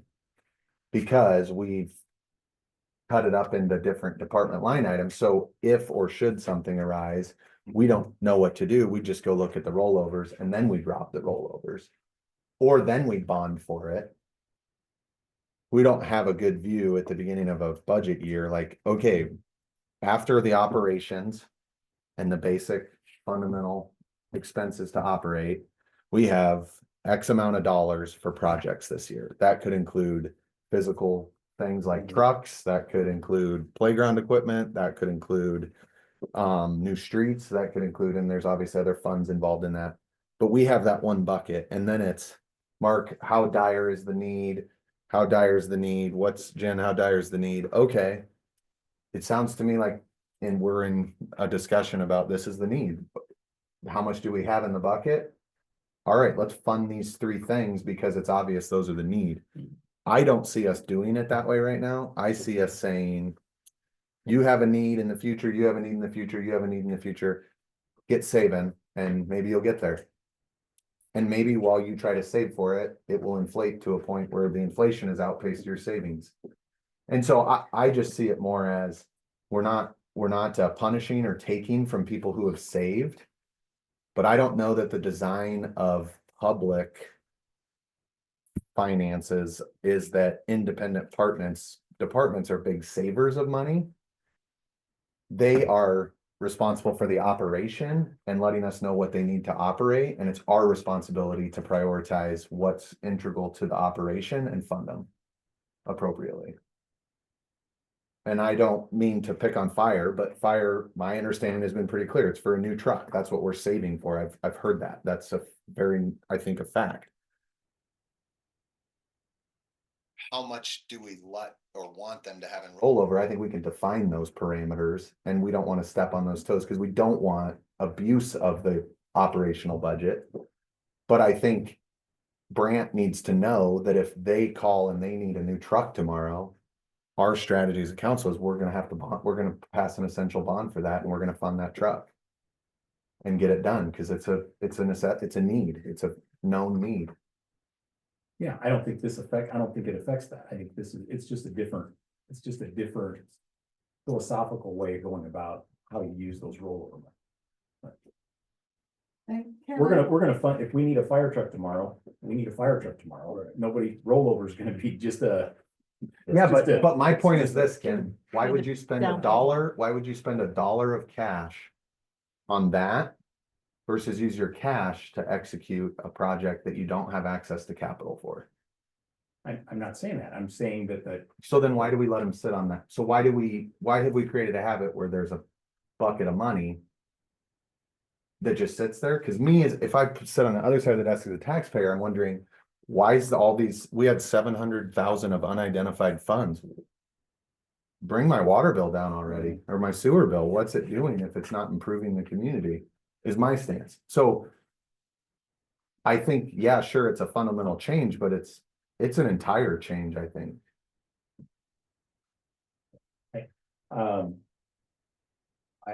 it's just been a successful thing in the past and I feel like the departments have enjoyed having that some say in what they can and can't look at. And they will Who's saying they're not absolutely getting still have say? Yeah. In fact, I think you'll achieve more projects in a more timely manner than our process, which has required departments to take on projects once they saved enough. And I think Mark would attest to that he has to save for 10 years to do a sports complex. But if maybe we're looking at the full capital bucket every single year, we may have been able to fund certain phases of that earlier than when we got to it. Is that a fair statement? I think so. You do have to realize that if you bonded for a truck tomorrow, property taxes would go up. Yeah, certainly. Okay. Just, Certainly. You just said earlier about water bills that you weren't gonna raise, but these companies determined to raise any rates or anything like that. So it's kind of the same thing as taxes, isn't it? Rates, so. But you just heard the income that this town has in property taxes, and we, by the same token, we're growing at a small clip, a fair clip, a small clip residentially. We're not growing our tax base beyond that at the moment, right? So we're gonna have to do that as well in unison with it. But yeah, if we have to have a fire truck, we're gonna have to pass an essential bond for that. The difference in my mind is we're hopefully passing a bond for $500,000 and the impact to the individual household is very minimal versus bonding for a project that we could use the cash for here and avoiding the larger bond because there's a lot of financial tools that I think have been left on the table and not been explored. We haven't talked about, we haven't been presented with, that I think need to come into the strategy. And my opinion on the strategy is it's a combination of those that determine how you execute the most and do it the most effective and efficiently. I agree with you, Taylor. I think we're on a learning curve and kind of just taking the first couple steps and learning some new things to us about how to use our finances. And I think when we hear from the experts that we're gonna get, our minds will be open and we can think about this in a different way, because right now we just don't know. Well, I think it's key too, that we don't go spend all this money. For sure, to start bonding and bonding and bonding, because that's what we've done very good for a long time, is not bond for trucks. And I think that's where you're going at too, is, like, it sounds like we wanna spend all this money to do these projects. And then when somebody needs something, we're just gonna bond for it, and then we'll go bond for theirs. And that's Good not point. what we need to do. Right. And that's certainly not the strategy. Yeah. And we have the option, I guess, rather than a mandate. We can use for emergency things, essential things rather than non-emergency.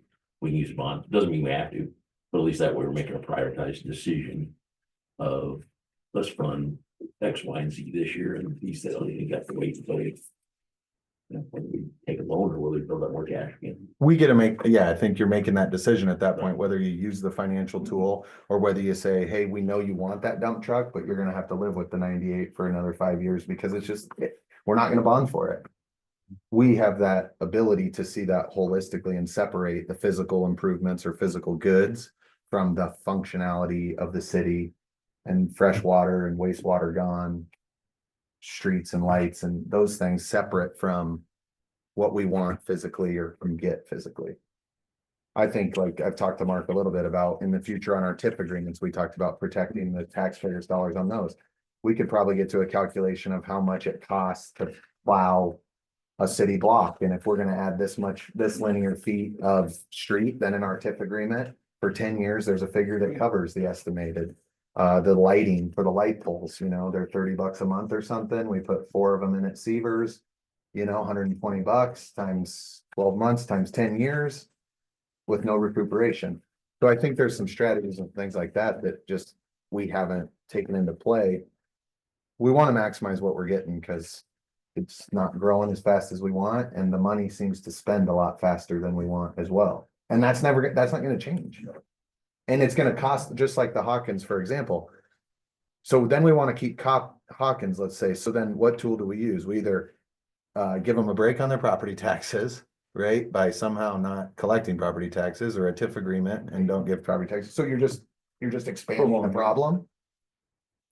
So unfortunately, the reality is you're going to have access to bond for certain things because we don't generate enough income to. I mean, I think what Keep we've up. been doing has obviously been fun. worked. Yeah. I'm not saying there's another way and maybe hopefully it'll be better. That's all. So. I don't know, do the essential need bonds still count against your bonding capacity? So we've been up against the bonding capacity in the past. The only thing we had was the savings of rollovers that we could budget from year to year when things were lean to fall back. Yeah. And so if we don't have that, then, Certainly, I don't disagree, but in that same time frame, we weren't writing anything into TIF agreements for the city. You know, we just, the strategy is different, I guess. It's bringing in more tools, being a little more aggressive on that and not living in fear of our bonding limit all the time. And I think part of the reason that the timing is okay with that, to be honest, is we've just redone our wastewater treatment facility and we've bought ourselves a runway. And so we know that that large project is behind us.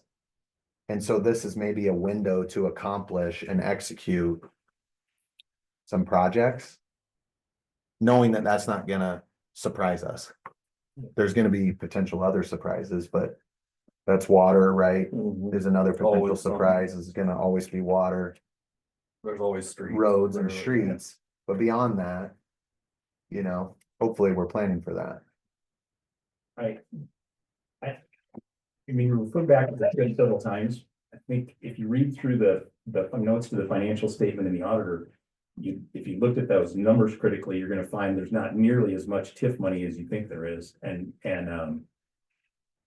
Yeah, but we're giving it all to the developer and none to the taxpayers. yeah, and look at what those. Why? Look at what those line items. Regardless of how much look at money's the there, amounts why fundamentally would we do that to our taxpayers? Be, because you wanna grow, but.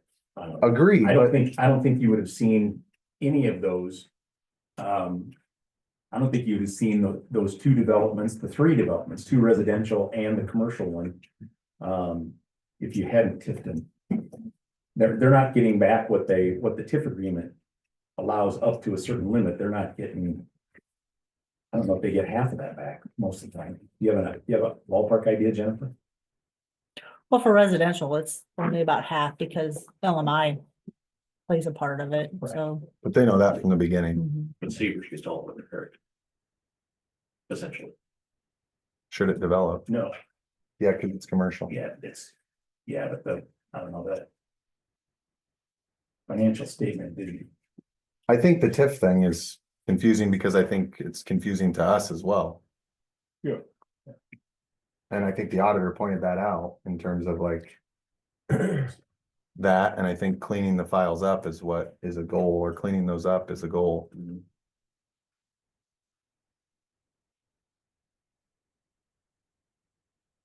Because the auditor didn't detail where we're at on TIF, he just said go on. He didn't detail it out. Yeah. I read that. That's a whole different issue from what I'm talking. Okay, I thought you were saying the auditor said we didn't have that much money. No, the auditor was just in the financial statement, it sort of defines a little bit of the TIF agreements in there and it's, so like Trailside is 80% of 50%. So, Half of the developer, half the LMI. Yeah. That's required. by- 50% of 80%. 50%, 80, yes. They get It comes out to 50% of 40%. 80%, so you get about 40%. Yeah. Of the increment. Yeah, when you look at those increments, so if you look at like Trailside, they haven't even gotten it, their first payment might come this June. Right. Yeah, they got a tiny, like under $100 this Yeah. year. And I'm assuming it's just like everything else, it's 2-year lag, you know. Yeah. for sure. It is. It'll grow. Yeah. It'll definitely. Those grow. Next houses year are will gonna be, yeah, they'll be They're gonna be substantial. creating quite a tax base. I think it's a philosophy and I'm not an expert on it, but I'd like to have an expert at our disposal that's our partner that's helping us make that. And I have talked a little bit with Mark Land about the work they've done with some other towns where they have helped them build their capital improvement plan, and they have a capital improvement plan that goes all the way to new suits for the fire department broken down and laid out on timelines and replacement of old to the vehicles and all the maintenance shops and the timeline on when those are. A document that they put together that I think we could do some internally on some of it, but that drives that. And then you say, those are the things you want over the next 10 years, or we know we're going to need, and these are the projects we think are going to be done. And financial planner, what's the best way to execute that with the most minimal impact to our tax base? You know, and like Marquita pointed out, as you pay down those bonds, you extend that bond to keep that bonding balance the same, and you get the tax base comfortable with a certain cost, and then you maintain that, and as the tax base grows, the bonding capacity grows. So you keep scaling that way. And I'm not saying we're getting out of control building skyscrapers, but we haven't done that, in my opinion. Or have that strategy, or even have those experts at our disposal. A lot depends on where, and so a lot of our planning will determine some of this, because. I don't have any intention of being here if Amazon's coming to town and we're gonna grow the way Bond. And who's And that's saying where that we that's got the our- goal? No, I'm not, but I'm just saying that's where we got our expertise from, and so, Well, I don't think it's fair to, I don't think, we. I have no desire to grow. I understand the community. discrediting of the location You're where the place of talking work, apples for it. but the tools and the usage of the tools are the same regardless of where you're at. They are, they're just. How on a you micro use them. scale comparatively, so. Yeah, today. Yeah. But I think we've all agreed that this town in 10 years is gonna be way different than it is today. I'm not sure about weight, but.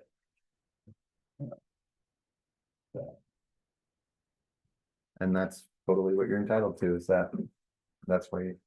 Yeah, talk about it. I'm not thinking there's anything from my perspective of like the budget right now, that's like, oh my gosh, we gotta debate this because this is a problem. But philosophically, I would like to move more towards the other strategy. Well, I'm gonna suggest we handle through the budget. Yeah. Because we got a timeline on that. So Jen, I'm looking at your sheets. So right now, total, I'm starting from right and working left. Total requests is 1.5 million. 1.526, right? Out of the general, out of the general fund, yep. Yep. And we're counting on $187,000 in income Tell me which page you're to on. balance that, this one. I'm The one looking at with, these two the one with the together. total requests and total income, Yeah, yellow, the one with all the gray lines. Yeah. Technically is the top half of the one with the red and yellow. yeah. I don't know, my. So on this sheet, I'm starting at the top line on the right side. The one with the red and yellow, so $1.526 million in total spend in general fund. Yep. Then we're counting on $187,000 in income. Yep. And we got $255,000 we're planning on grabbing out of rollover. But most of that is directed towards capital projects that we left in general fund, which means we kind of neglect a lot of market to see pull most of his out. That true, Mark, most years are not included in this. I think so. Okay. Including your. Yeah, we just moved. I moved a little bit. I took out a lot of. Yeah. The stuff. So you kind of kept the small stuff, but anything big, you said, I'm gonna worry about it. I think the only one I really put in was the public works, the 50,000, which is for, The pool, I think, yeah. that was the pool. Yep. But I think it got pulled out. It got pulled out of rollover. Okay. So that means at the end of the day. We have 1.1 million in base expenses. And income of about the same, so at the minimum level, just to keep the wheels on. We're dead even at we lose $700. I don't think we will, but It's a yeah, flat budget. yeah, that's what, We're bringing enough money to cover. Yeah. And then the things in the next three columns to the right, the rollover use and the department income and those things. Help us keep to a positive and get some of the other things done by grabbing some money out of the rollover. So to me, the net result is. We're budgeted about flat with our income.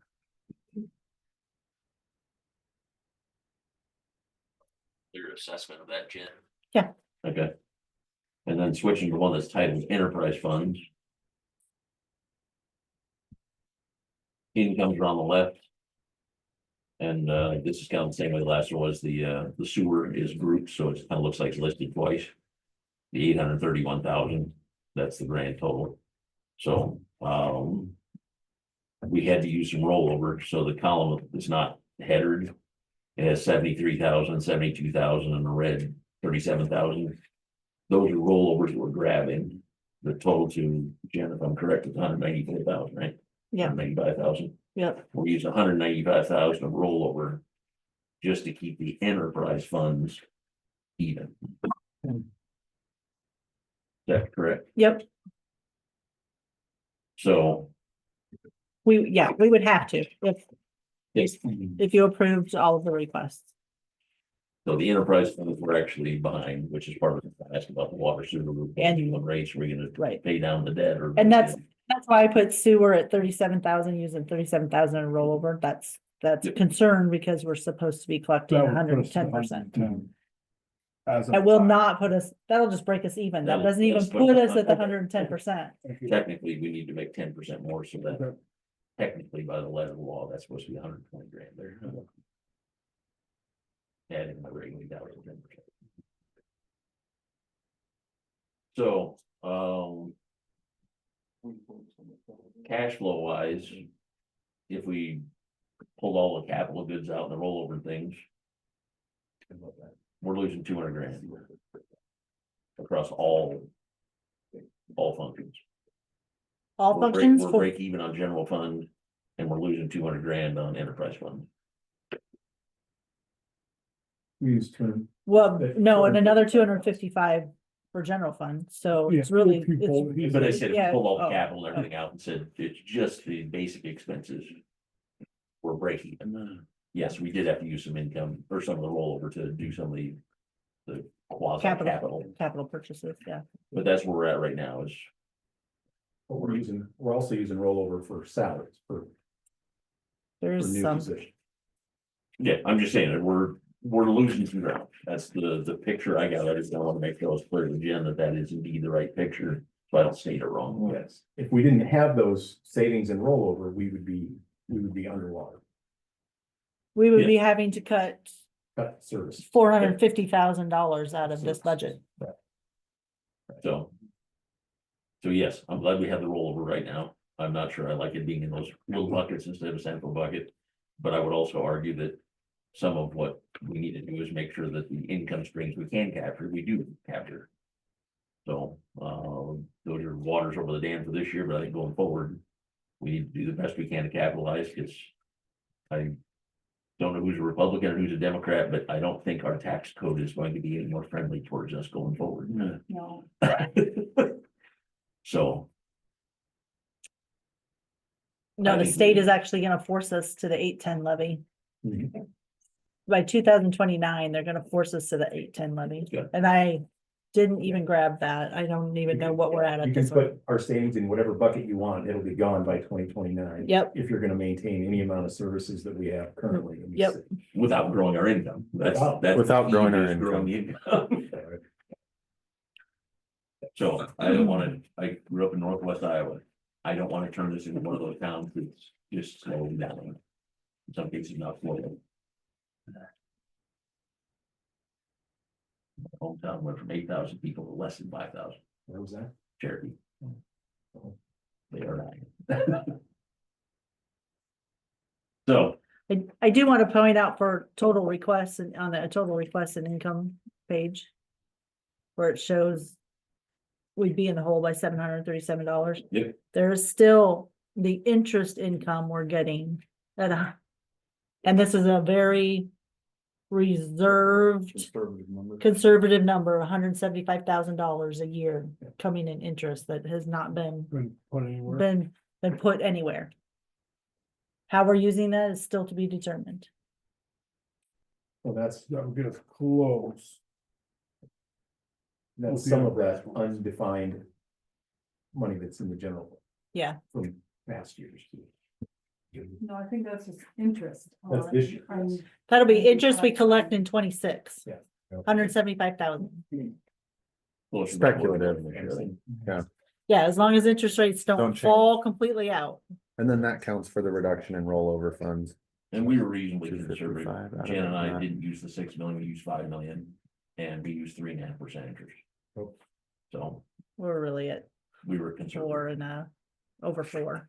So right now it's over 4%. Right, that's right, yeah, so I was using. It was very I did this, conservative. Since you like to make conservative, we Yeah. did 5 million, not 6, and we did. Yeah. 3.5%, not 4.5. You never know what's gonna charge the buck, change the market, so. That's not included here at all, or? Not included in here at all. It's listed. Okay. It's just listed at the bottom Okay. to be determined. Because traditionally you've had that just, you were you were in the 20 or 30 grand area. Yeah, so it wasn't a huge, It was not Mentioned. included at all, you said it at all. it's not in the Completely request. zero that, yet. Okay. All right, good, I didn't realize that. So there is technically an extra $175,000 cash coming in 26. And would that count as general enterprise? or If was we that- went, If we don't spend all the No. money. not if we don't, Well, some of it is. Does interest count as general fund or is it done when you're? it comes in general fund. Okay, that's what we guessing. Yep, it comes into the Even general though, fund. even though on enterprise money, that doesn't have to stay within. Does not.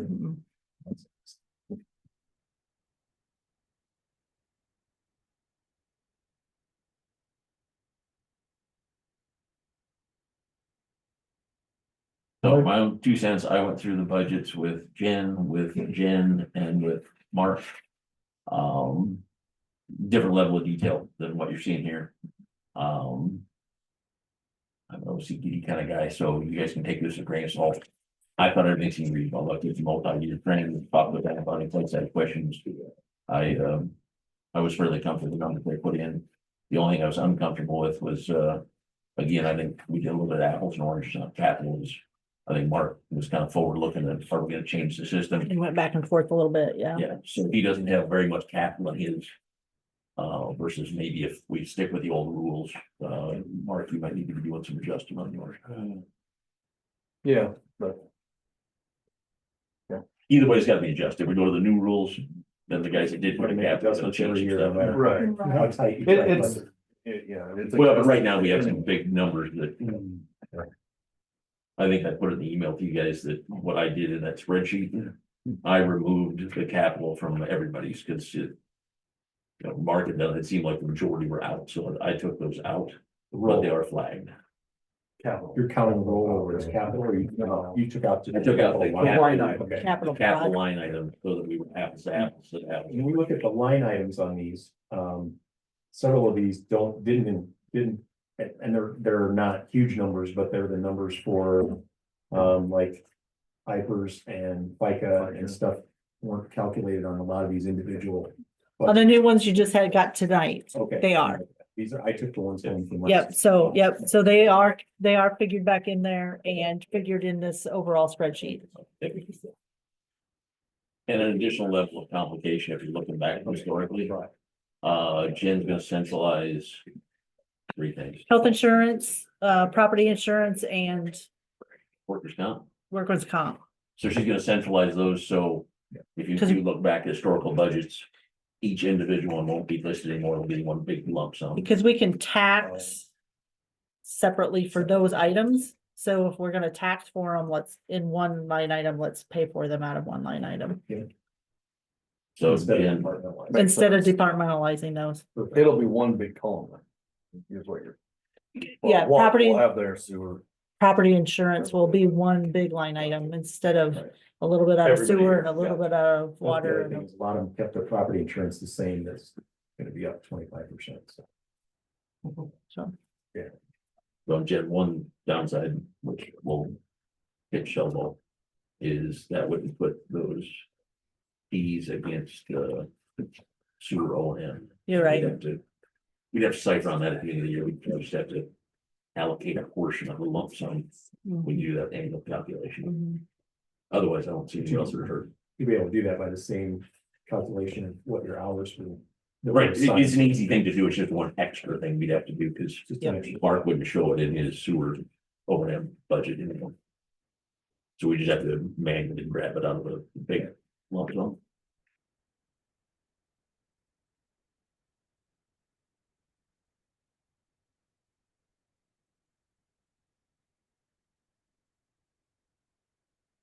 Anybody else have questions? Anybody feel a need to have another budget session in 2 weeks? Or can we move forward? I feel good about where we're at.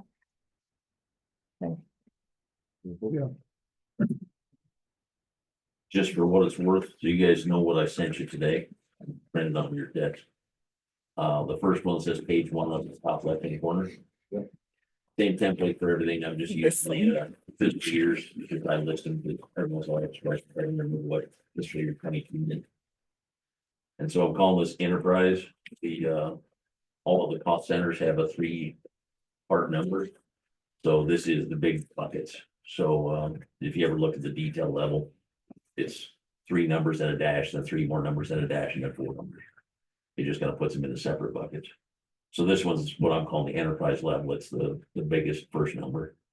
So there's your history over time. The chart down below gives you an idea of flow. And we do not have the $1 million in from Shellball yet in the 24-25, because that's through December, and that one didn't get in quite on time. So that's why that column is gray for 24-25, is it's only half the year. But what you're calling enterprise funds is income, Nope, this is everything. but enterprise funds, I by probably should, definition, I are. probably shouldn't use that word. Right, You right. gotta change, you gotta change. I Yeah. slipped into Yeah, you have the old business thing, yeah, so, change terminology at on the that. time when I set this up, I didn't realize that that's had a different definition. in public sector. Definition, yeah. So yeah, it's just the biggest bucket. So, and I had some questions on the right there that I've talked to Jen about. If you notice, so I'll start on the first entry there at, the I jobs. Or the pool and slide the litigation, about halfway down the page. The ones where I say, close this, move the money to the general fund. Those things haven't changed in Just 7 clean years. that all up, yeah. So instead of leaving money just dangling around in little unused pools, do we get out of those and stop looking at them, they all go to zero? So that's why those question marks are on the right. And that's why I'm offering to help Jen with, get some of that stuff sorted out, so we need that, because some of them are on TIF.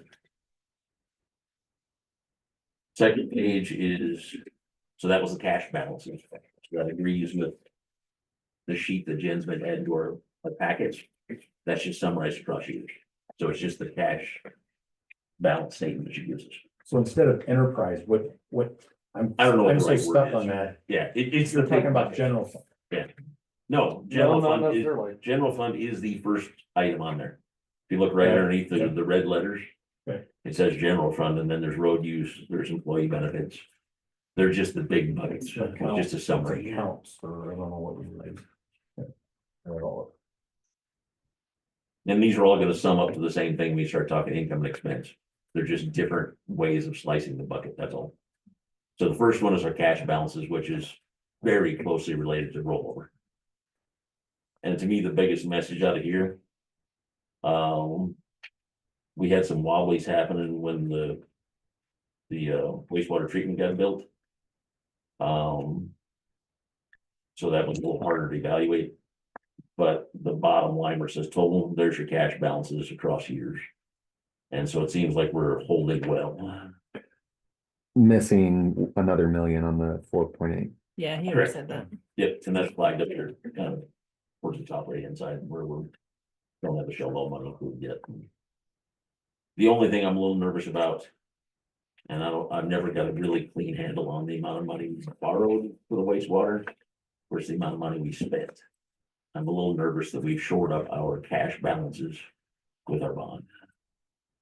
Because we went into the bond with 4 million, we came out with 5 million in cash balance. So, But we were paying Shellball's share all along, and they're just now being repaid. correct, but now if you look at it that way, now Which we're is up a $2 million. And I'm worried that we financed our cash balance with our wastewater treatment bond. But I can't find the total expenditure. I know we can't do that, but I think we did. I think we bonded for more than we spent. No, because we have to turn in we have to, the only way we get money from, the only way you get money from the loan is to turn in receipts of expenditures. So Okay, whatever we expended, we got. well, I looked at the in turn. details involved, but I can't Yeah. figure out how we saved $2 million in the last few years. Well, we got a $500,000 grant from the county. But then that I would have said that when it gets to Yeah. wastewater treatment facility. Yeah, And then you've got income It would've. off of the, you come up with interest. interest. Yeah. Sure. That's, It doesn't add up to $2 million. Not yet. It's 200, but it's 200,000 each year, so. The last 2 years, it's been substantial, but before that was. Before that was, right. it. So it is just a concern on the cash flow. Right. So that's the biggest takeaway from this is we're looking solid. I'm just a little suspicious what we got there. Going to the one that says page 2, that's again enterprise, wrong word. I need to tell a better one. And that's the cash flows. So that's the income less expense. So it's just what's your total cash flow. The half year in gray is the 24-25, so that's just half the year. So I almost doubled it, and then I decided, no, I'd let you guys do the mental math. And then the green column is this year's projected budget. Totals down the bottom is just where we show, this year, if we double it, we're gonna lose 80 grand. I mean, right now, the way I have this figured, we'll lose 100 grand. But I didn't use any rollovers, so in the same ballpark as Jen. Because I removed all the capital investments from this. Since it was apples and oranges, I went all apples. Third page is income expense types.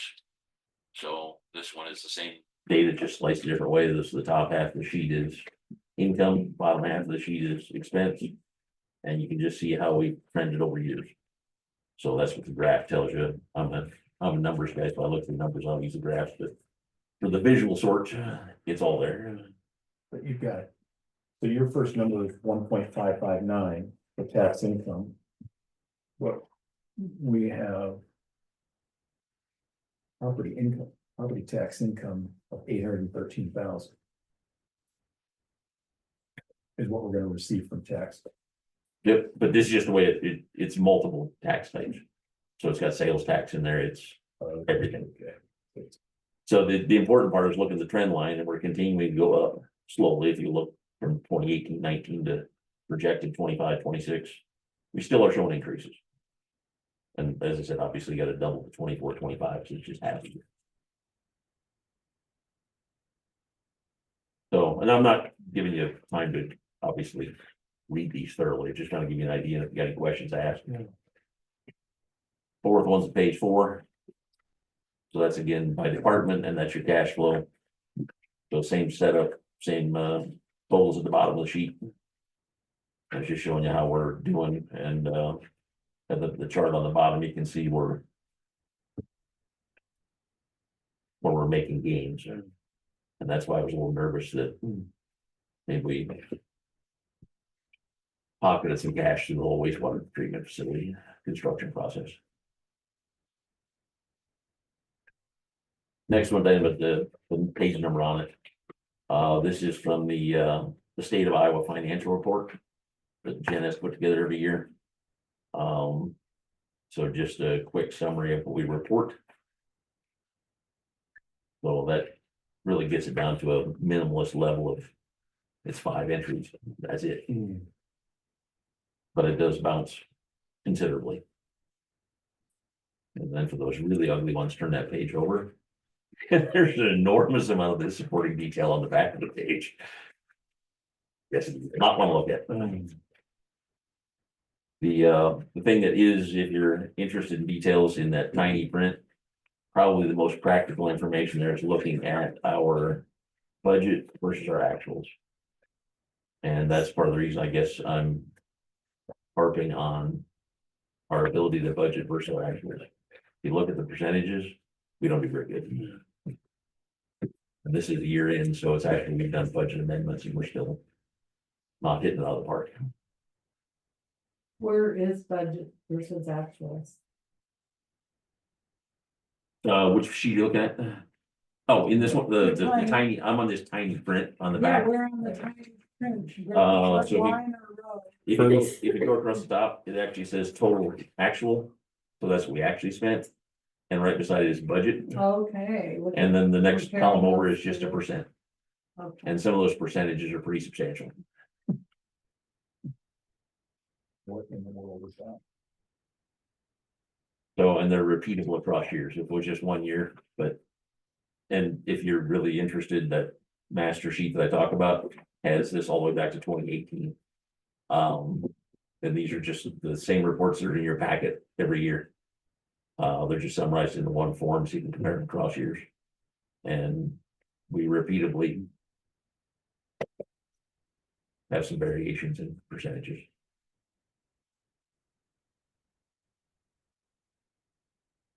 Makes a use of money and property. I'd have to defer to Jen. That's the rental you get off of like the senior center. Well,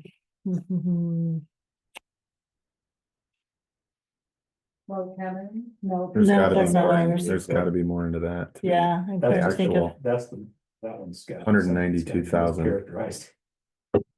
192,000 versus $750. Yep.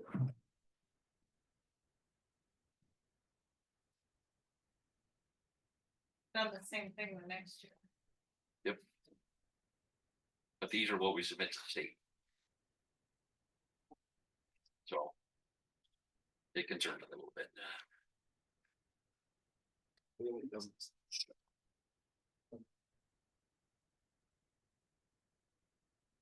Apparently not, but I like putting You know- my signature on stuff.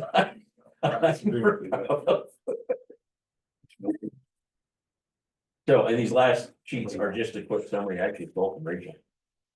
She put together some real nice summaries across years for the council there, so I just did some quick things. This is just duplication of other information.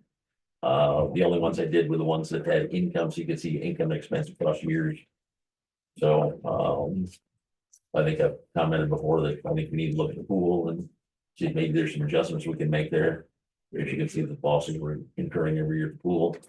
So, never gonna make money at the pool. I didn't say we're gonna make money, No. but we're not even coming close right now, and I did some comparisons to our neighbors, I did some comparisons to what it costs to go to a movie, what it costs to go to a ballot event. And I think we have some things we can look at. Because this is just the expense. Somewhere along the way, we're gonna have to pay for another pool or else not have a pool. So. I'm fine supporting some leisure, but I'm guessing some of our taxpayers are never gonna be in the pool and they don't wanna get socked for too much.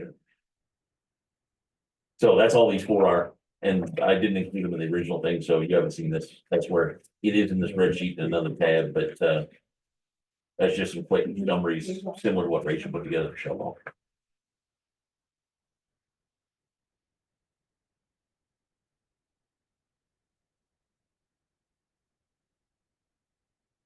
So, and I am more than happy, as I said before, if anybody has a level of attention to detail about this kind of thing, I'm happy to sit down. Yes, I'm gonna get notated. Me or not. I already knew you. I'm busy that day. It's probably really good. There's people that like to do this in the world. Oh, no, I don't like to do it. I don't have an appreciation. You have to. It's an obsession. You don't, I say you don't like to do this? Yeah, you Nope. do. Nope. But I had to, it was my job to make sure that we were budgeting correctly. So this is not alien stuff to me. So, Jen. But I am, the question's back to you. yeah, I am hearing that I am good to put this into our Yep. state budget form and come up with our max tax levy and move forward. You don't need a motion. And we don't know. And we're not gonna have a special meeting in 2 weeks, because we're good on. We had set one, but.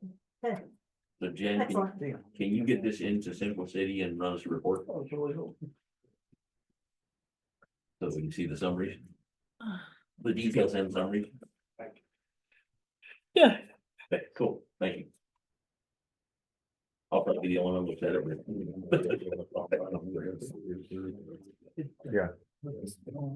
So Taylor, I don't know where we stand on the capital then. Because right now we're a little inconsistent about how we put capital requests in.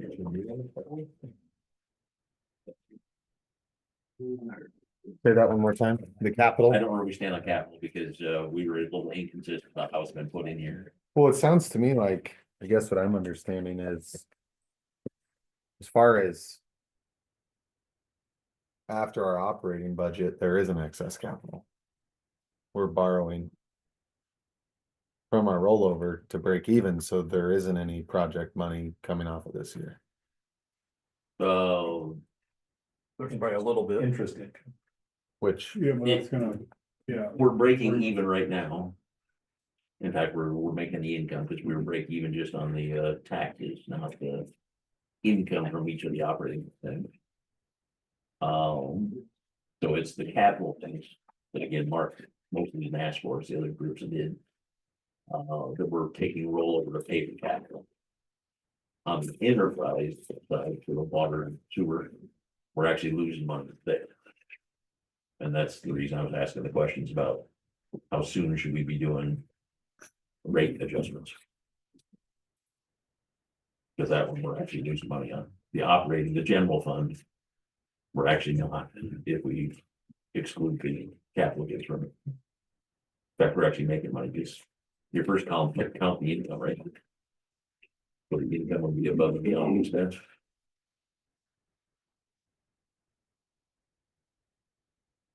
First rows have income. What's that? At first, you're talking about the budget, individual budget sheets. Yeah, the one The that's top rows usually have income. Yeah, Then.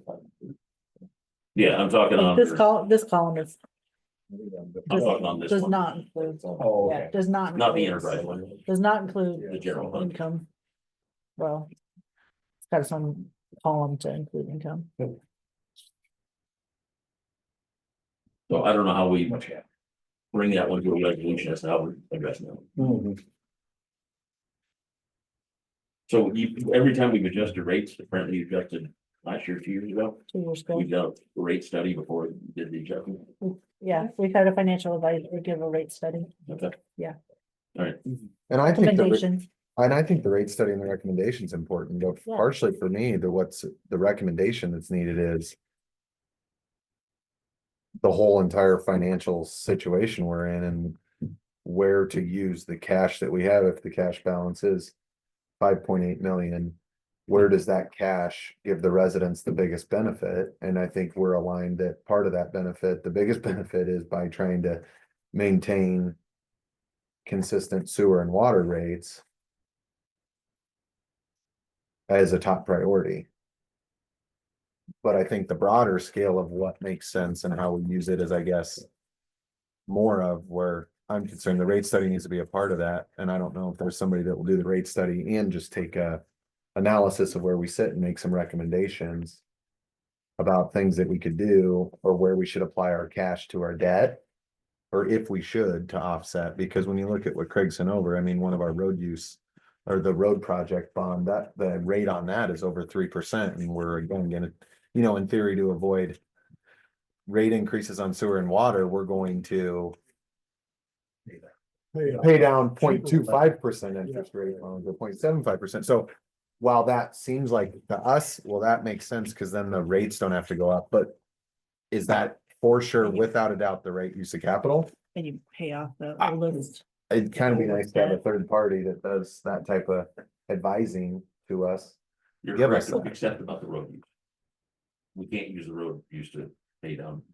No, I'm not saying use the road use. I'm just saying the bond that we have for the road project we did. That's not the one I recommend. I'm not saying you said Okay, that. all right, I'm not all right, saying you okay, said that. sorry, I'm I saying misunderstood.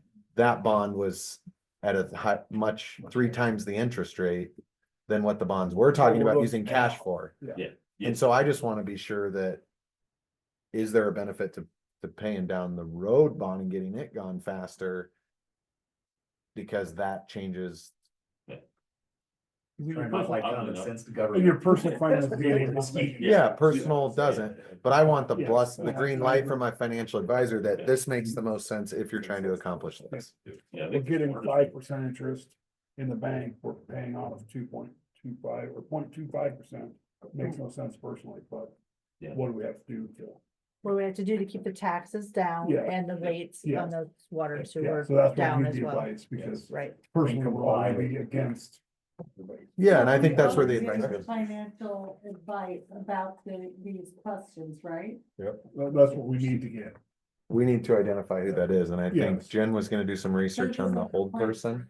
Said something that made me think that was not in our plan. No, I think it, Jen Oh, mentioned yeah, she was yeah, gonna reach out Yeah, to, I have a gentleman who, I think we the- talked about the March meeting, fantastic. Yeah. she knowing said- who that is. Yeah. Cool.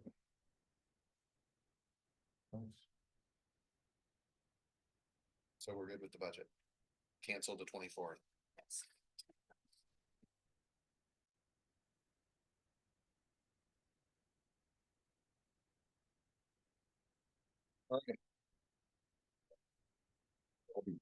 Our last agenda item obviously has been the lingering question regarding staff and staffing. Related to that. We've had a chance to digest the report that we paid for from Marquita. Discussion related to any of that. I know that there was one follow-up, I guess I should maybe start with was.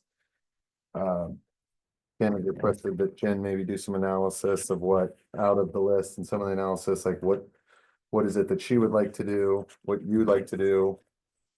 Inside of that, or in general, a proposal or thoughts from you. well, the line items that she pegged me into are all the financial stuff that I don't have a desire to keep doing, so. And they're all the things that I'm already doing, so with no help doing those. Even if I stayed doing those. So my workload wouldn't decrease. If I still did all of the things that she pegged me into. Automatically with Kelly. What's that? Kelly would go, right? Yes, but that's already going away slightly, so, or, in the process, so. I was just, from a workload, that's per contract, 20 hours a week. It should make a significant difference, the overall for the office, but. Not sure it makes a significant difference for me particular. I thought you did the majority of that in the past. Right, stuff that was your. Except for the water billing,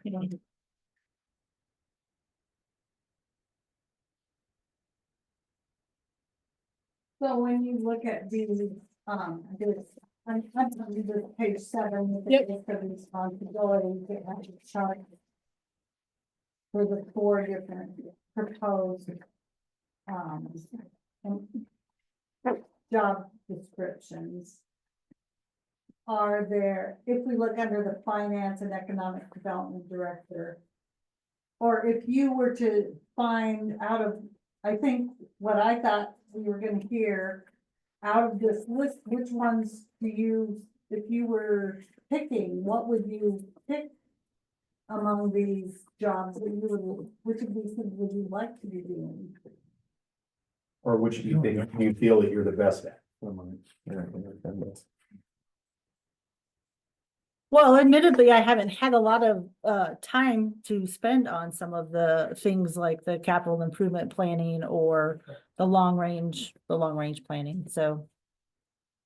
That would, Right, that stuff's all been put off for things that had immediate, immediate which is most of the financial stuff has the But- immediate. requirements to be submitted by the state and the thing, so. So long-term financial planning and capital improvement planning, those things. The long range planning. Mhm. Of course, I have a deep passion for economic development, bringing businesses to town and rejuvenating our Main Street, that, Mhm. That's what you originally hired for. That's what you were Yeah. hired for. working with Main Street, Iowa in the past. Historic preservation is a big desire, and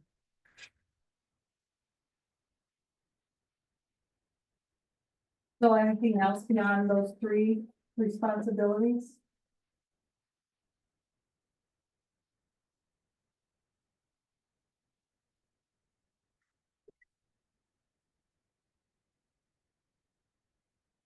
Person that you think you have identified that's, that we are financial, somebody to give us advice financially on where we're at? Would be key. Wait a second, you have somebody identified? You just Yeah, said the person I she do, is. I Yeah. do, yeah. Oh, As, interesting. as the Financial. person to give the finance, that was, that. The to give us outside some- third party. Yes, Yeah. to give us Yeah. some picture of where we're at. Gotcha. Financially, bonding, all those kind of things, right? Right. I'm just Sorry. curious if he would have names of people that are potentially that are looking for financial, for positions, municipal positions in a lot of finance I- accounting. And I don't know if I this think is finding a finance officer would not be an issue. what, I don't think finding a finance officer would be an issue. But We know we need help. I'd suggest, For sure. or kind of think, if we're gonna hire a staffing agency.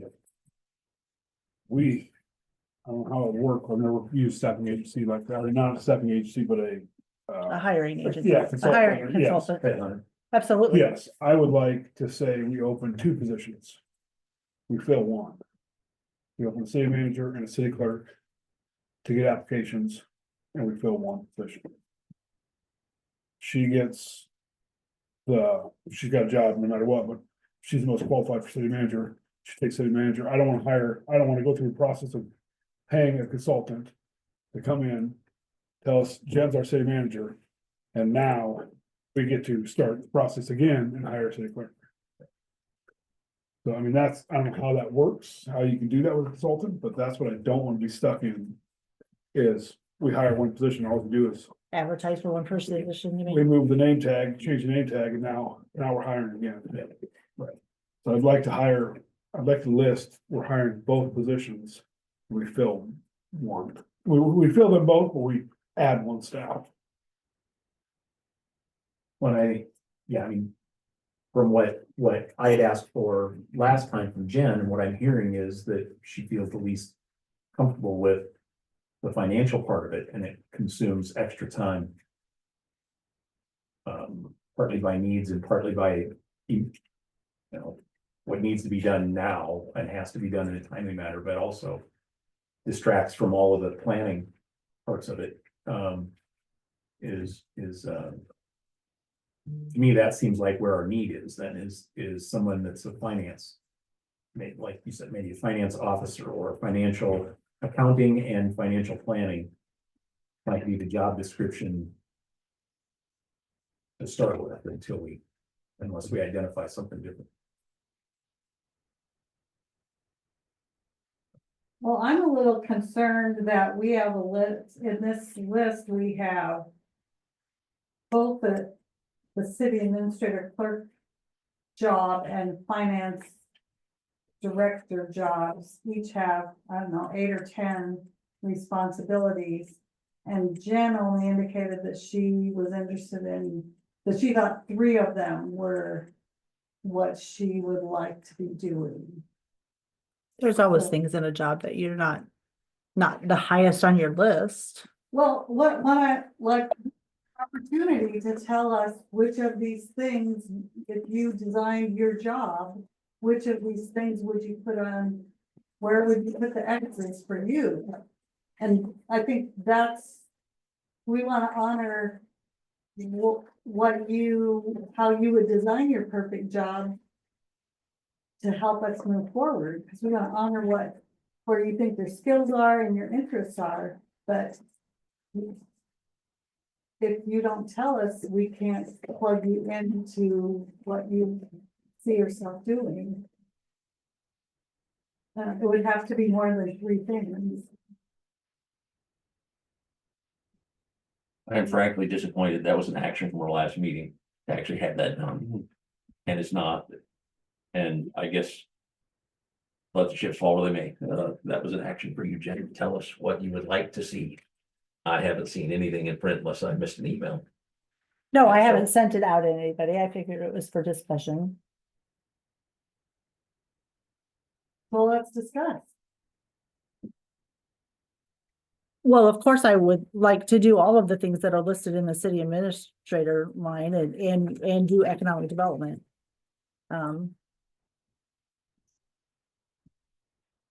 Some of these things in the city administrator position, though, can absolutely be a third party, because they're not gonna be an all time consuming everyday activity.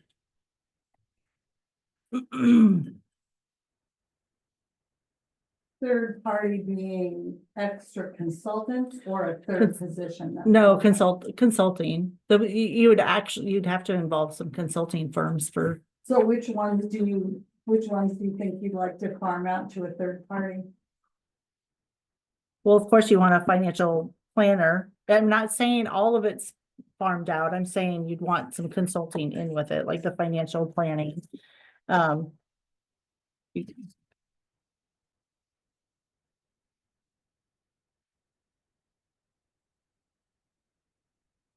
Yeah, that's not really on the list. The long time financial planning. Oh, do I miss it? It's the second one down. Okay. I'll just say what I see. I mean, I think we have some good skills. I think we've done okay as a city. I think we've missed opportunities. We've struggled to strategize, build strategy, keep strategy up to date. I mean, Chad just had an engineer request our comprehensive plan. It's from 2007. I think we've definitely experienced some understaffing in the last 3 years. I don't know that I can speak that we're severely understaffed beyond that. And I can't, I've asked to be turned to a capital improvement plan or a comprehensive plan. We haven't done those things. I do feel like there's been a runway and an opportunity, and there's been staffing appropriately to execute those things. I don't believe we have. We don't have performance reviews, policy building in that sense. I think the things that are separating off the duties are somewhat clear in here. I think there's definitely some financial requirements of the role of finance and economic development director. Again, to your point, I think there's things that you want to do and don't want to do in jobs. The way I look at this a little bit is the higher level finance, budgeting, long-term planning, again, are things, the budget, putting together all those things is something we're looking for. We're looking for the policy administration, the overall management of staff, someone that was not going to manage Mark and all the other departments overarching, as we discussed and the third party said. I think the financial strategies and the lack of deployment, we've heard about the library and some of those things. Those, to my knowledge, were never things that were even brought to us. I think an administrator or a manager, whatever title you want to call it, is tasked with bringing recommendations to the council that can help us be better. I know just little examples of things that I've seen in communities around here, like the codes and ordinances online, different things like that that are being done, farming out bids for audit, for example. We've used the same auditor for 12 years. We've never consulted or received additional quotes. This council confirmed. Some of those tasks are just proactive tasks that a council doesn't initiate the activity. The staff person knows that that has to be initiated. The code, for example, our code book. We have our laws in the city of Slater say we're supposed to do these things on the first meeting after the general election, and we've just totally we don't do any of them. But our laws say that we're supposed to do them. I think we're missing a big piece. I think we have good pieces here. I think there's work that can be taken off the plate of the pieces we have today to empower them to focus on other pieces. But I think the city of Slater lacks the overall city management skill and the long-term planning, organization, development, execution that is accountable to doing that. And that's my belief. And that's not a personal thing. That's representing the residents of Slater. I think we've missed many grant opportunities. I think we've missed the management of our money in a lot of ways. We can be happy with it, but we were late to the move to iPay. We got there because of an auditor's note. I just think we've missed opportunities, and it's not to say that staffing wasn't an issue, but I do also think, I know that there was gray around who is the city administrator. I think there was some back and forth on that. One thing that sticks out to me about that is if we knew we were understaffed for a significant period of time, why did we let it go that long? Because it has ended up being a detriment and a disservice to the residents because we have not been able to execute our tasks the way we need to. And so an administrator wouldn't let that go, or a manager wouldn't let that go until there was staff, and it would be red alert, we're missing opportunities, we have problems. And I haven't heard that, and I don't know if it was heard before, but I don't believe we've been understaffed for a long enough period of time to say that our comprehensive plan should be this old. That we don't have a capital improvements plan, that we're doing raises at the end of the year based on no actual documentation to support who's getting raises and why. I think there's just a lot of those policy procedure based things that we haven't done. We don't have a city attorney. I think that's something that a city manager runs with, gets those people, goes and gets those quotes, bring those to us, executes them. The last 2 years, we can write those off and say we're understaffed, but there's a lot of years before that where we weren't executing those things regularly or doing those things. And so I think it's some more of a skill set and an ability.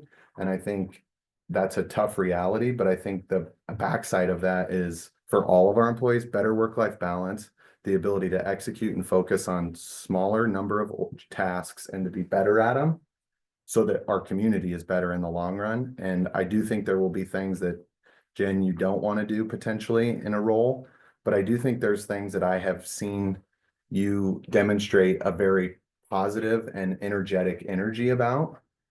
But I think that gets overclouded by being overwhelmed by the long list of things.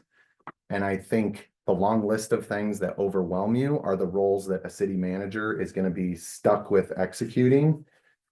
And the finance director, economic development role is going to be empowered to focus on some basic daily tasks and then some economic development, maybe some event, some community relations, business relations, things like that, that we aren't executing today and don't have in place. And I would also just then say that this council is the boss of regardless of who works in any staff position.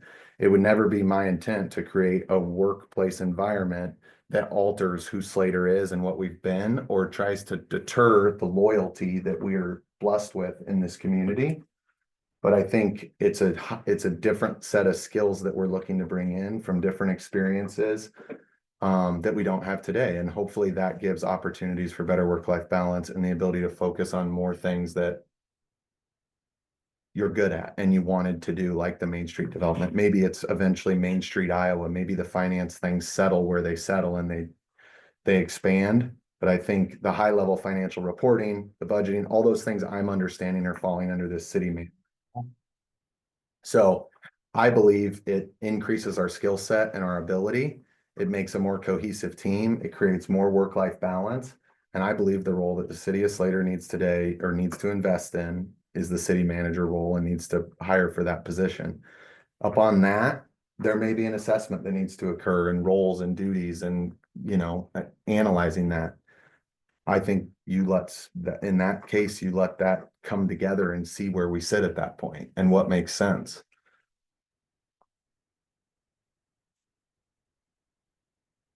But I think it's clear that that's what we need.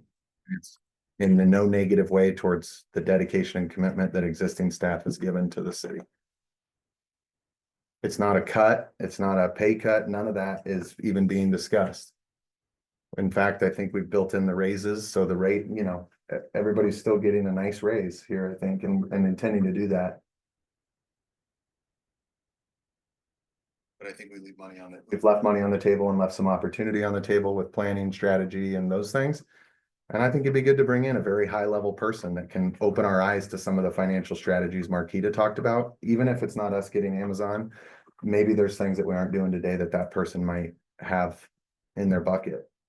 And maybe there's tasks that person's going to eat so that Jen can be empowered to do some other things. I just see it coming from the other direction. When I see the columns that Marquita put in, a lot of that under financial would be the day-to-day stuff that I feel is bogged down our office, and I think we've been understaffed a lot longer than that. But it was such a gradual process that it's like, do you put the lobster in the pot, or do you put and then start it cooking, or do you drop it in an already hot pot? We weren't dropped in a hot pot until more recently. But prior to that, we were being slugged down by all the daily stuff, and it just kept mounting higher and higher. and as do all the requirements. And I think if you can get rid of that day-to-day financial, that to me would be a grind, then you free up a lot of energy and things that can focus on the things that you'd be better at. I can't agree on the workload thing. I know that's the thing we've been saying for way too long. But there has been so many offers. Offers of what? Assistance. Sue has offered. Sue has been in the office a couple times. Uh-huh. A couple of times. This isn't a we- this isn't a job where you can walk in and I can just hand you something to data entry. But- Ask Danielle. She's been here for how long and she still hasn't learned how to process water bills all the Do way. you really want to get into the conversation about the training you've given Danielle versus the training you've given the Kelly's new clerk? They have two completely separate learning abilities. Seriously, You're really gonna have that conversation? I don't want to have that conversation. Then I'll go back to where I was at. The workload issue. Offers have been made. To the best of my knowledge, you So, have not. so you're gonna let come me- in and let be me able to finish. do, No. just let me- walk in let me and- finish. and I do just- I was anything. just getting started. How many times have you come to this council and said you need an employee over the last, how long are you gonna say we've been overworked? a couple of years. No, way past a couple of years. How old is the comp plan? How old are some of the just things I'm finding here that are not correct? It's a lot longer than that. And so, yes, you've had offers. We, in this room, a year ago, I said, we don't have staff right now. Do we need to drop the Kelly contract? You said, no, I'll manage it. I can handle it. I absolutely did not. I sent Yes, out an you email. absolutely did. You I did. sent out an email saying we needed to drop the Kelly contract in February and I was told no. You retracted that at the next meeting. No, That was, I absolutely asked. That Yes. was a fact. And if we had better meeting notes, we would be able to document that. But we don't. we have the. So I asked you about manpower to do the front desk. I asked you about janitorial. You won't let go of anything. You won't accept help. So I am really disappointed with the fact that we're all accepting this. All these things are, all the bad things are happening because it's overworked. I don't buy it. Do I think you're busy? Yes. Do I think that's the root of the problem? No, I do not. You have no idea what I do. Correct. And there's a reason for that. You won't let anybody in. I don't let people in I don't trust. You got something to say, say it. I'm not trustworthy. I don't trust you right now, no. I would like evidence of that. I think it's less about character, but the reality, I think what it goes back to is it doesn't really matter what staff's trust level is of council. Staff serves at the pleasure of council and they should be open and willing to provide any and everything immediately. I think that's just the reality and that's how it works. That's how government works. Never mind. And I think we have a track record of struggling to find and train. Our training doesn't retain talent. And I'm not saying that that's not workload, whatever. I haven't dissected that. I haven't gone into that. But we had someone who's been in the industry for a long time come in and look at some of the things that we do. Meet with the people, read job descriptions, go through things. Their assessment as an industry professional was this is a skill that we could bring in. I agree in the sense that I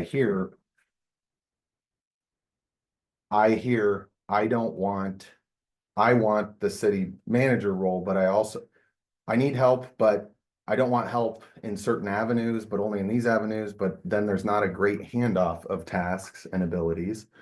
And I know that, I know that that's happening. And so I don't know how to help if there isn't an interest to help. And you're working 9 hours of overtime a week with a lot of tasks. And we're not getting a lot of things done. I think we should bring in the highest of level people that we can attract. And build from there. And maybe you don't have to come to every council meeting anymore. Maybe you come to some and they come to some. I don't know what that looks like. But I think the skill set we need is not going to put out a post for another city clerk and hoping to land somebody for $28 an hour that can come in here and wait to be trained because you're busy and this and that. I think we'd be better off to hire somebody who's doing a very high level job today. They come in, they learn, they sit through our processes, they offer efficiencies, they offer ways to improve the organization. They make those changes, they implement those changes, and we move forward with those efficiencies and changes, and we open up capacity for our staff.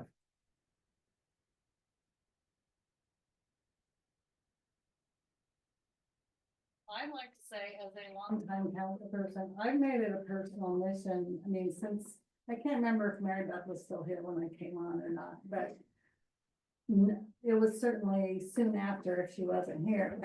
At least once a year, I've made an effort to ask, do you need more help? And you always had that second person, but you never acknowledged, yes, we need more help. And I think we did need more help because people have listed a long list of things that have not been getting done. And even based on our conversation tonight, you haven't really given us an extensive list of responsibilities that you'd like to do. Or that you would craft if you were crafting your job list of responsibilities. I would also like to see a manager come in who looks at long range, big picture ideas. That was one of the reasons I originally got on council, because I was concerned as somebody who comes from a planning background. I don't see Slater doing long range, big picture, and we're doing better than when I came on 11 years ago. But I see the need for new blood from outside, or, if city manager Jen can apply for that job, if that's the job she wants. But somebody who's gonna look at being be somebody who manages lots of things and can set a direction. Slater isn't gonna stay the small town that we've rested on our laurels for a long time, and this is a great place. But it's gonna change. There's gonna be land open up around for development, and I want us to be ready for that. When the Dollar General wanted to come in, we could list, oh gosh, we should know if sewer can extend up there. We should know how we might expand to the north. We need somebody who is ready to address those things, and those are not the skills I've seen in you, Jen. Maybe they're there and you've been overwhelmed by the day-to-day, but I think I'm in favor of getting somebody in who can function at a high planning level. I would like personally see some job descriptions. I mean, these are just little marks on the categories and stuff, but see like. They're in the back. They're in the back. Yeah. They're in the back. So take The examples these, are there. right, so take these and. Figure it out. Go from there. Yeah, I'd like to say that. I don't think these discussions are very easy ever, and I think, I think we've put it off, staff has put it off, we have put it off as a city, we've put it off as a council. And I think we need to make a bold move, and I think a bold move will benefit us long-term. I think it will position us better. I think it will provide a better balance to our employees. And I think although there may be resistance, I think it could create an overall better experience for everybody. And if it doesn't, I do think one thing that we do is we do try to have a competitive wage with a good working conditions, with ample funding for departments. I think we have a nice workplace. I think we've created a nice workplace outside of the addressing and handling staffing timely, you know, and addressing those issues. But I think we as a council are only as good as the items that are put in front of us and recommended to us or brought to our attention. And so I think the short staffing thing is not something that has seemed like a red alert until January of my term, when we had just lost Karen and we started to really feel the impact. But I think there was a backlog of things that we had not completed, and we weren't hearing red alert during that time. So we can only be as good as for the residents as what we get from the people who are here all day, every day.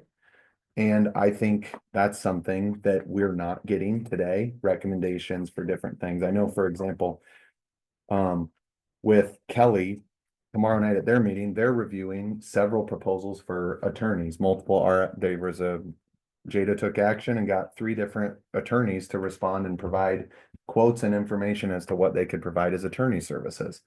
I believe that's been a topic of ours for months. And I'm the only one that's produced a quote, and I did the work on my own. I've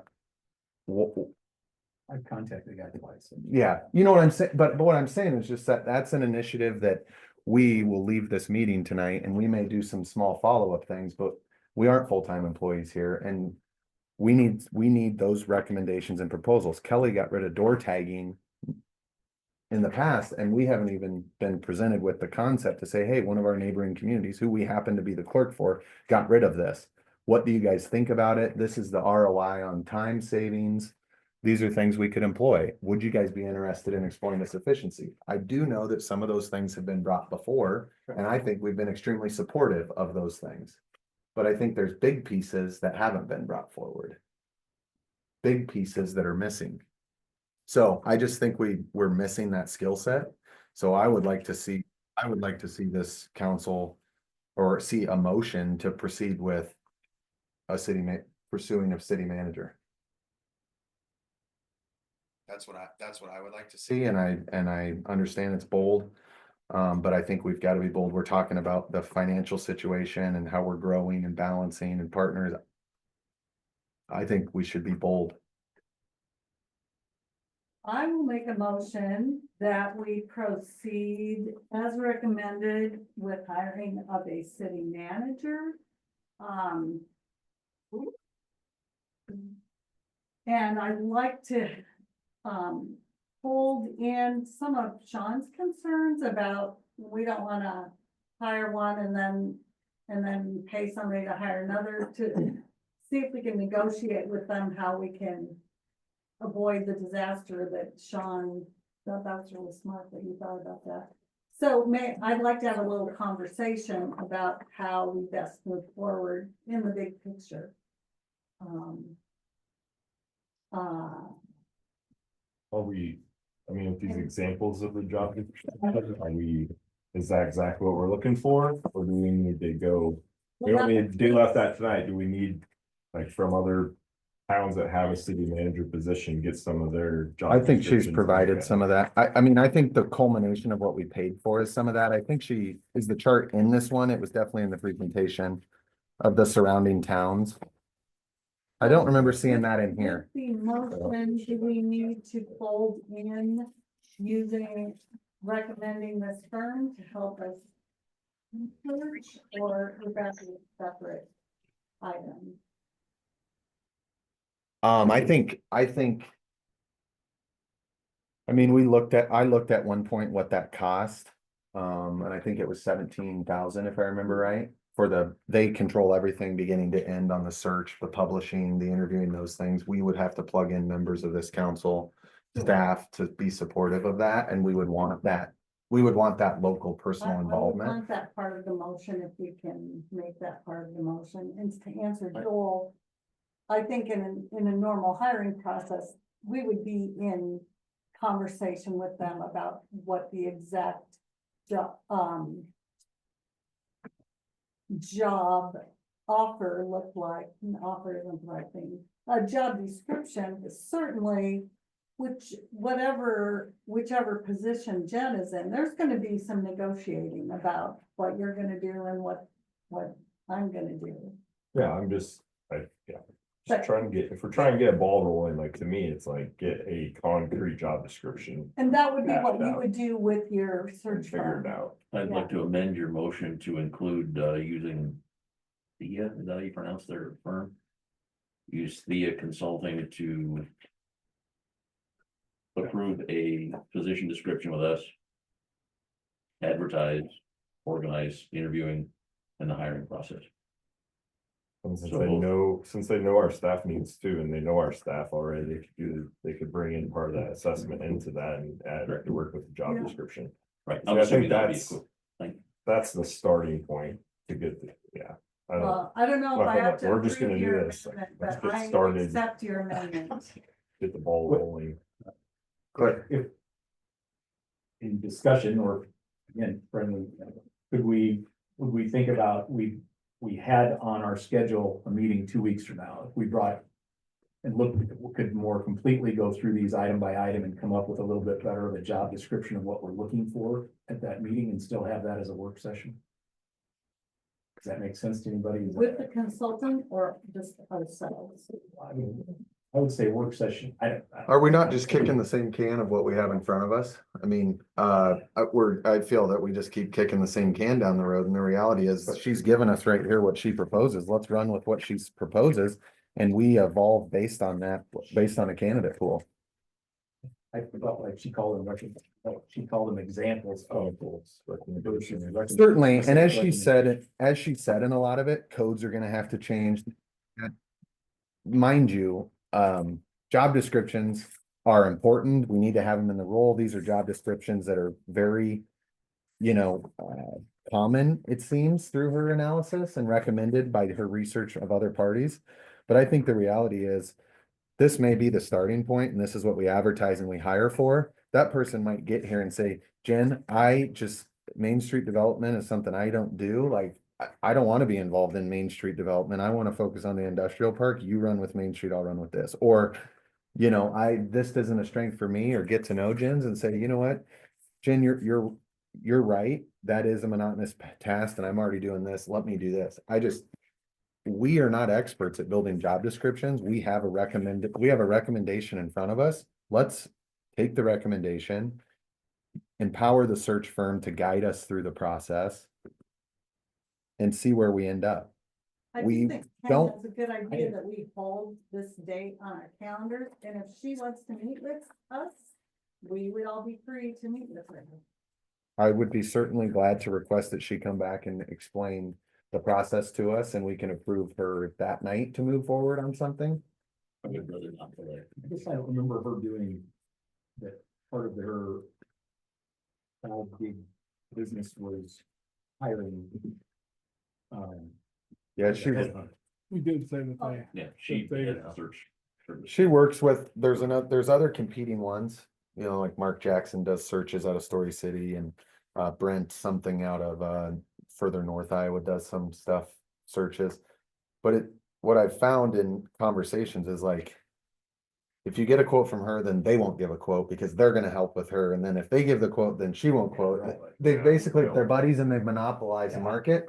When I said, who are the search firms that do this?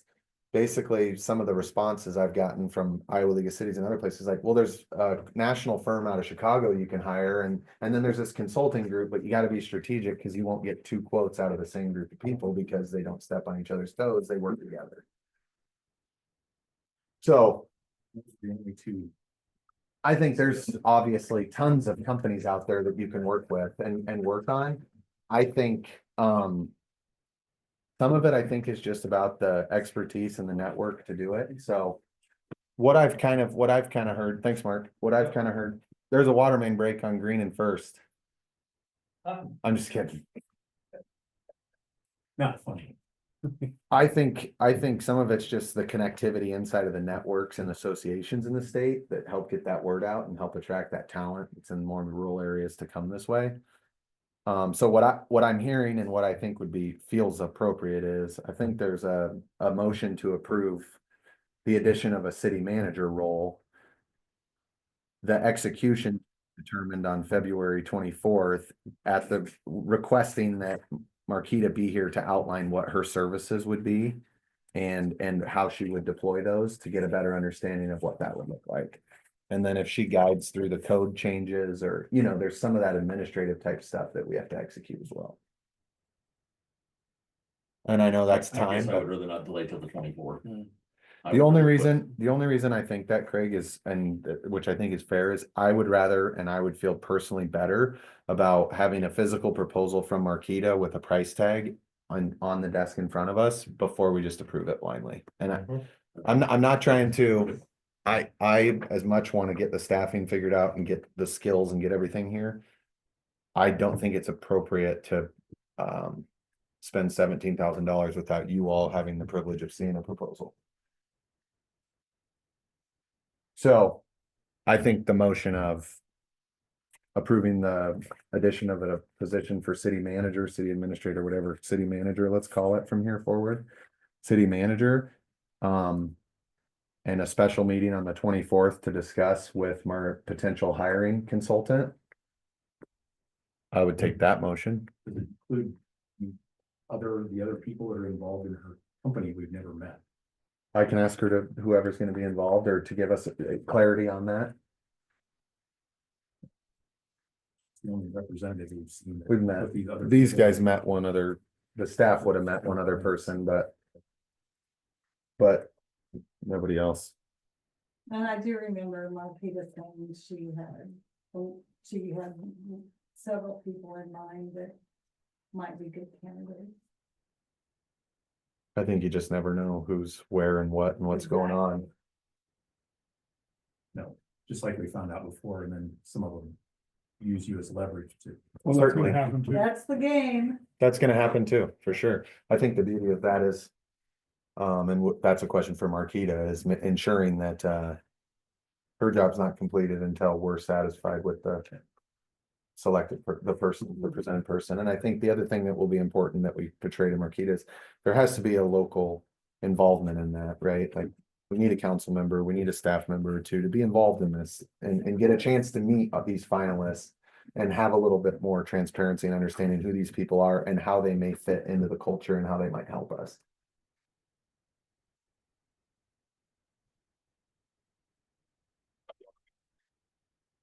You want to amend your motion? Do we wanna so my motion is amended to that we proceed in hiring a city manager, Special meeting the 25th. and we will go ahead with the special meeting on February 24th. To consider search firm proposals. Consider search firm proposals. And the timeline going forward. To be a high priority of ours, yeah. Do I have to retract my amendment? I'm trying to. Do we have a second motion on Sue's? Always been second. Do we have a second in on Sue's? Oh, second. Second, yeah. Second? Aaron, a second? Any more discussion on it? All those in favor signifying with the sign aye. Aye. Opposed? Same sign, abstentions. Ken abstained. Joel was a yes, right? Or Ken abstained. You can't abstain. You can't abstain unless you have a personal conflict. Oh, okay. I'll vote in favor then. Motion. Now I would gladly take that. Motion I'll to adjourn. Yep. Second from Sean. All those in favor signify with aye. Aye. Opposed, same sign. Can't abstain to this evening. Stay here all day. Yeah. I didn't know that either. Research. I was out in Garden against Indiana, but I had banged this apartment. I've been between 11 budget. How do I? And at the end of the day, called research in today's.